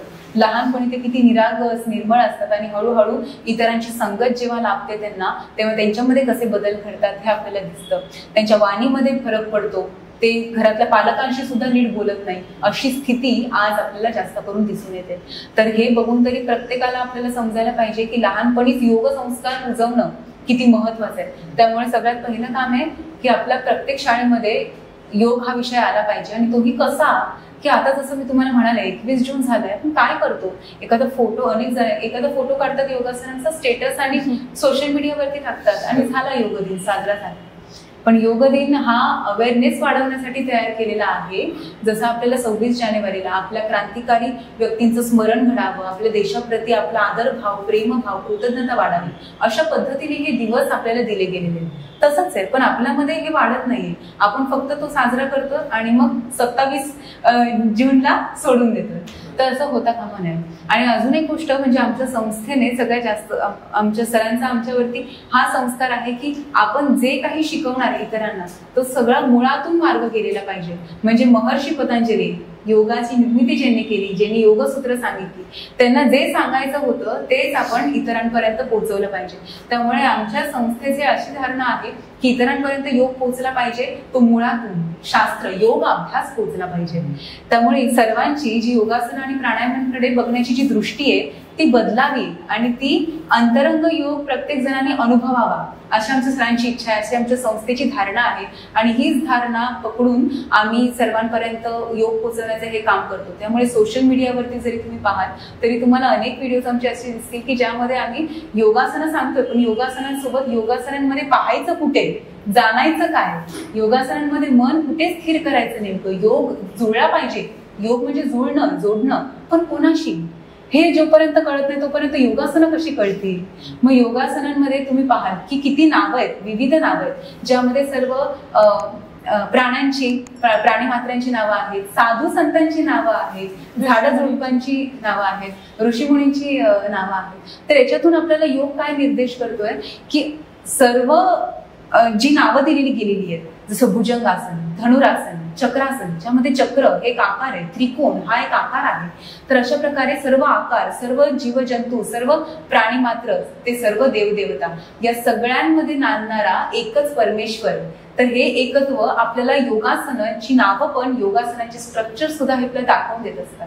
आपण भुजंगासन करतो, ते भुजंगासन केल्यानंतर विचार काय पाहिजे आपला की भुजंगासन केलेलं आहे ते शरीराच्या माध्यमातून केलेलं आहे. तुम्ही शरीराच्या बेनिफिट्सनुसार बघाल तर तुम्हाला बेनिफिट्स तर योगासनांमध्ये बेनिफिटच बेनिफिट, पण तिथून मनाचं जर बेनिफिट तुम्ही बघाल तर तुम्हाला लक्षात येईल की भुजंगासनांमधली स्थिरता आपल्याला या भुजंगामध्ये पण आणि माझ्यामध्ये पण एकच तत्व नांदतंय हे आपल्याला तिथे निर्देश करत असतात. त्यामुळे योगासनं अनेक प्रकारची निर्माण केलेली आहेत. जेवढे जीव या जगामध्ये तेवढे योगासनं. तर अशा प्रकारे योगासनांची निर्मिती झालेली आहे. प्राणायाम माणसाला केव्हा जमतील, जेव्हा आपल्याला आपल्या शरीरामध्ये नांदणारी प्राणशक्ती ही ओळखायला येईल. जसं अनेक जणांना वाटतं की प्राणायाम म्हणजे फक्त श्वासाचा व्यायाम जो फक्त फुफ्फुसांशी निगडीत आहे, पण प्राण म्हणजे श्वास नाही, प्राण म्हणजे शरीराला चालवणारी शक्ती, विश्व चैतन्य शक्ती, जी मी पहिल्यापासून आत्ताच्याच आपल्या या पॉडकास्टमध्ये सांगते. कारण हे भान माणसाला आलं पाहिजे आणि त्यासाठी अष्टांग योग आपल्याला महर्षी पतंजली सांगतात. आणि प्राणायामांमध्ये जेव्हा आपण हळूहळू आपल्या प्राणशक्तीला जाणायला लागतो तेव्हा आपल्याला आपल्या शरीरामध्ये मेंदू ते पूर्ण पाय हा आपल्या संपूर्ण शरीरातले प्रत्येक स्नायू, प्रत्येक पेशी आणि जे काही अवयव आहेत त्या सर्व ठिकाणी आपल्याला आपल्या कॉन्शियसनेसने पोहोचता येतं. मला सर्वांना सांगायचंय की तुम्ही योगासनं जेव्हा कराल तेव्हा ऑब्झर्व करा. मी माझ्या सत्रांमध्ये आम्ही हेच सांगत असतो की योगासनामध्ये स्थिर राहून आपलं पाठ, आपलं पोट, छाती, श्वसन, पाय, हात अशी विविध जी शरीराची अंग आहेत या सर्वच ठिकाणी आपला कॉन्शियसनेस गेला पाहिजे. कॉन्शियसनेस थ्रू आपण तिथपर्यंत पोहोचलो पाहिजे. जसे केव्ज असतात बघा, ते केव्ज कशा अंधाऱ्या खोल्या असतात त्या, आणि त्या अंधाऱ्या खोल्याप्रमाणे आपलं शरीर जे आहे त्या अंधारात आहे. म्हणजे आपल्याला ते समजत नाही की ही शरीर व्यवस्था कशी आहे, ब्लड सर्क्युलेशन विषयी आपण विचार करत नाही. तर हळूहळू तो विचार आपल्यामध्ये यायला लागतो. अशा पद्धतीने आपल्याला आपल्यातली आपला जीव आणि हा जीव जिथून निर्माण झालेला आहे तो शिव हा एकच आहे याची अनुभूती यावी. आणि अशा प्रकारे आपला देह, आपलं मन, चित्त, बुद्धी, अहंकार हे सर्वच आपल्याला ईश्वर अर्पण करता यावं यासाठी योगासन प्राणायाम आहे. आणि हा विचार आपल्या योग संस्थेला, सुहासिनी योग संस्थेला सर्वांपर्यंत पोहोचवायचा आहे. त्यामुळे अनेक माध्यमं सुहासिनी योग संस्थेने निर्माण केलेली आहेत. सोशल मीडिया तर आहेच, शिबिरं सुरू असतात आणि आमचे क्लासेस सुरू असतात आणि यामधून आम्ही हाच प्रयत्न करतो. तसंच आमच्या गुरूंनी योगभंगची सुद्धा निर्मिती केलेली आहे, ज्यामध्ये आपल्या योगशास्त्रामध्ये जे सांगितलेलं आहे ते इतरांपर्यंत खऱ्या अर्थाने एक मार्गदर्शन म्हणून इतरांपर्यंत पोहोचावं यासाठी ही योगभंगांची निर्मिती झालेली आहे. आणि ते सुद्धा आपल्या सर्वांपर्यंत लवकरच प्रदर्शित होतील. नाही, तिने सांगितलेलं सांगितलं. तर शास्त्र जे आहे ते शास्त्रयुक्त पद्धतीनेच लोकांपर्यंत पोहोचलं पाहिजे हे फार महत्त्वाचं आहे. त्याच्यावरती आम्ही काम करतोय. कारण टक्के लोक शास्त्राला सोडून योग करत असतात, तर तसं होता कामा नये. त्यामुळे हे आपण खूप महत्त्वाचं आहे. कारण आता एखादं संगीत क्षेत्र आहे तर ते संगीत शास्त्र जे आहे ते जेव्हा आपल्याला नीट समजलेलं असेल तर त्याचा अभ्यास आपण करू शकतो ना, तर ते नीट गाणं जे आहे किंवा जे गायक आहेत ते गाऊ शकतात. तसंच योगशास्त्र हे फक्त वरवर पाहायचं नाहीये, तर त्याच्या खोलात जायचं आहे. ऋषीमुनींनी आपल्याला जे सांगितलेलं आहे त्याचा नीट विचार करायचा आहे आणि एक अभ्यासू वृत्ती त्यामुळे तयार होत असते. आणि ते लहान मुलांमध्ये का आलं पाहिजे, कारण लहान मुलांना लहानपणापासून पतंजली योग हा कसा आहे, पतंजली योग हे योगशास्त्राचे निर्माते आहेत हे सर्व ठाऊक आहे का आत्ताच्या, तर नाही. कारण त्याचा इतिहास आपण मुलांपर्यंत अजून पोहोचवलेला नाहीये. आपण इतर देशातले इतिहास मुलांना सांगतोय, पण आपल्या भारतात निर्माण झालेला इतिहास आपण पोहोचवला नाहीये. तर आमच्या संस्थेचा हा पण हेतू आहे की आम्ही शासनाला खरंच आवाहन करतो की तुम्ही हे जे योगशास्त्र आहे ते थोड्या थोड्या टप्प्यानुसार, म्हणजे 1ली ते 5वी, 5वी ते 8वी, 8वी ते 10वी अशा टप्प्यानुसार मुलांमध्ये ते त्यांच्यापर्यंत ते शास्त्रयुक्त माहिती जी आहे, अष्टांग योग आहे, योगाची निर्मिती कोणी केली, योगशास्त्राचा इतिहास काय आहे, कोणापासून ही सुरुवात झाली, किती वर्षांपूर्वी योगशास्त्र निर्माण झालं, या सगळ्याची माहिती जी आहे ती मुलांना कळली पाहिजे. त्यांना कळलं पाहिजे आपल्या भारतामध्ये काय शास्त्र निर्माण झालंय आणि ज्याला जगाने मान्य केलेलं आहे. कारण 127 देश जेव्हा मान्य करतात तेव्हा ते आपल्याला लक्षात येतं की हे जे शास्त्र आहे ते वैश्विक का आहे, कारण त्या विश्वाचा जो उपयोग आहे तो खूप आहे योगाचा. आणि ते आपण मुलांना, पहिले आपल्या भारतातल्या मुलांना ते समजलं तर ते इतर देशांना सांगू शकतात की हे शास्त्र काय आहे. त्यामुळे आमचा हा पण हेतू आहे. म्हणून आम्ही शाळांमध्ये शिबिरं सुरू केली आणि खरोखर मुलांचा खूप चांगला रिस्पॉन्स होता. काय होतं, पीटी पिरियड असतो, त्यामध्ये 4 ताण देतात मुलं, कवायतीचे प्रकट करतात, खेळतात, अर्धा तासच असतो त्यांना, त्याच्यामध्ये कुठे योगासनं शिकवता येतात. पण हे शिकवणं फार गरजेचं आहे. त्यामुळे योगासनं कळली पाहिजेत मुलांना, प्राणायाम कळले पाहिजेत आणि त्यासाठी आपण व्यवस्थित त्यांना एक सिलेबस करून दिला पाहिजे ज्याच्यामुळे मुलांपर्यंत ते नीट पोहोचेल. आणि याचा आम्हाला एक चांगल्या पद्धतीने अवेअरनेस वाढवायचा आहे. दुसरी गोष्ट म्हणजे जनजागृती ही समाजामध्ये पण झाली पाहिजे. जसं की आता आरोग्य शिबिर म्हणून सुरू करतात लोक. आता आरोग्य शिबिर बरेच नेते आहेत, त्यांचे बॅनर्स मी बघते, त्याच्यावरती त्यांचा फोटो असतो आणि बाजूला आरोग्य शिबिर लिहिलेलं असतं आणि खाली लिहिलेलं असतं BP तपासणी, डायबिटीसची तपासणी, म्हणजे रोग काय निर्माण झालेले आहेत ते तपासून ते लोकांना सांगतात. मग तिथे आरोग्य आलं का? आरोग्य नाही आलं ना. आरोग्य म्हणजे काय, तर तुम्ही काय काळजी घेतली पाहिजे, तुम्ही प्रिकॉशन काय घेतली पाहिजे, तुम्ही काय कशा पद्धतीने व्यायाम केला पाहिजे, कशी योगासनं, याचं मार्गदर्शन सुद्धा लोकांना झालं पाहिजे. ते आहेच, ते लोकांसाठी उपयोगीच आहे. रक्तदान शिबिर आणि हे सगळं जे आहे ते उपयोगाचंच आहे, ते केलंच पाहिजे. पण त्याच्यासोबत हा अवेअरनेस सुद्धा लोकांपर्यंत पोहोचला पाहिजे. त्यासाठी शासनाने काम केलं पाहिजे. त्यासाठी विविध शिबिरं अरेंज झाली पाहिजे, ज्यामधून बरोबर योगासनं कशी करायची, शास्त्रयुद्ध पद्धतीने कशी करायची, योगासनांमध्ये नेमकं काय पाहायचं, या सगळ्याचं मार्गदर्शन योग्य प्रशिक्षकाकडून लोकांना कळेल. आणि ही आता योग्य प्रशिक्षक लाभणं महत्वाचं आहे. आमचे गुरु नेहमी सांगतात की प्रशिक्षकाची जबाबदारी आहे इतरांना काय शिकवायचं. आज आपण पाहतोय कितीतरी प्रशिक्षक तयार होतात, एक छोटासा कोर्स करतात आणि प्रशिक्षण घेतात, 1 महिना 6 महिने असं कुठल्याही कालखंडातला कोर्स असेल तो घेतात आणि एक डिग्री मिळाली, एक सर्टिफिकेट मिळालं की मग स्वतःचे क्लासेस सुरू करतात. पण त्या सर्व प्रशिक्षकांना आम्हाला हे सांगायचंय की आपण योगशास्त्राचा सखोल अभ्यास केला पाहिजे. कितीतरी प्रशिक्षक मी असं बघितलेले की फक्त योगासनं शिकत राहतात, स्वतः पण प्रॅक्टिस करतात, पण विविध योगासनं शिकतात, अवघड योगासनं करतात, मग त्याने लोक इम्प्रेस होतात आणि मग लोकांना वाटतं की यांना अवघड योगासनं येतात, याचा अर्थ आपण यांच्याकडे जाऊन शिकलं पाहिजे. पण योग हे मनाचं शास्त्र आहे आणि शरीराचं शास्त्र आहे. योगासनं सुरू होतात शरीराकडून, पण ती आहेत मनासाठी. प्राणायामाची कृती सुरू होते श्वासोश्वासापासून, पण ती आहे प्राणशक्ती शरीरातली समजून घेण्यासाठी, जागरूक करण्यासाठी. त्यामुळे प्रशिक्षकांची जबाबदारी आहे सर्वांपर्यंत योग पोहोचवणं आणि म्हणून प्रशिक्षकांनी सूत्रांचा अभ्यास करणं गरजेचं आहे. आता योगसूत्र अशी आहेत की जी अभ्यास केल्यानंतर प्रत्येकाला त्याच्यातून मार्ग सापडेल, त्याच्या जीवनाचा मार्ग सापडेल. आणि हे आपल्या अनेक जणांना माहित नाही, कारण प्रशिक्षकांनी त्याचा अभ्यास करून इतरांपर्यंत ते पोहोचवलेलं नाहीये. सूत्र कशी आहेत माहितीये, जसं आपलं मॅथमॅटिक्स असतं की 2 + 2 हे 4च येणार. आता हे जे मॅथमॅटिक्सचं सूत्र आहे ते आपल्याला कुठेही एका दुकानातही उपयुक्त ठरतं, कुठल्याही काउंटिंग करतानाही उपयुक्त ठरतं आणि सर्व ठिकाणी उपयुक्त ठरतं. सूत्र तशी आहे की सूत्र आपल्याला जर स्थिरम सुखम अवस्था सांगतात, जसं योगासनांची व्याख्या सूत्रांमध्ये केलेली आहे ती स्थिरम सुखम अवस्था, तर ते सूत्र आपल्याला आसनांच्या ठिकाणीही उपयुक्त ठरतं, जीवन जगतानाही उपयुक्त ठरतं. एक सूत्र आहे जे महर्षी पतंजली सांगतात, प्रच्छन्न विधारणाभ्या वा प्राणस्य, म्हणजे ते सांगतात की एक्झिलेशन जेव्हा तुम्ही करतात तेव्हा तुमच्या एक्झिलेशन मधून तुमच्यामध्ये साठलेल्या सर्वच गोष्टी ज्या अहंकारातून वाढलेल्या आहेत तर सगळ्या बाहेर काढा. मग राहतं काय? मग राहतं ते फक्त अस्तित्वाचं भान.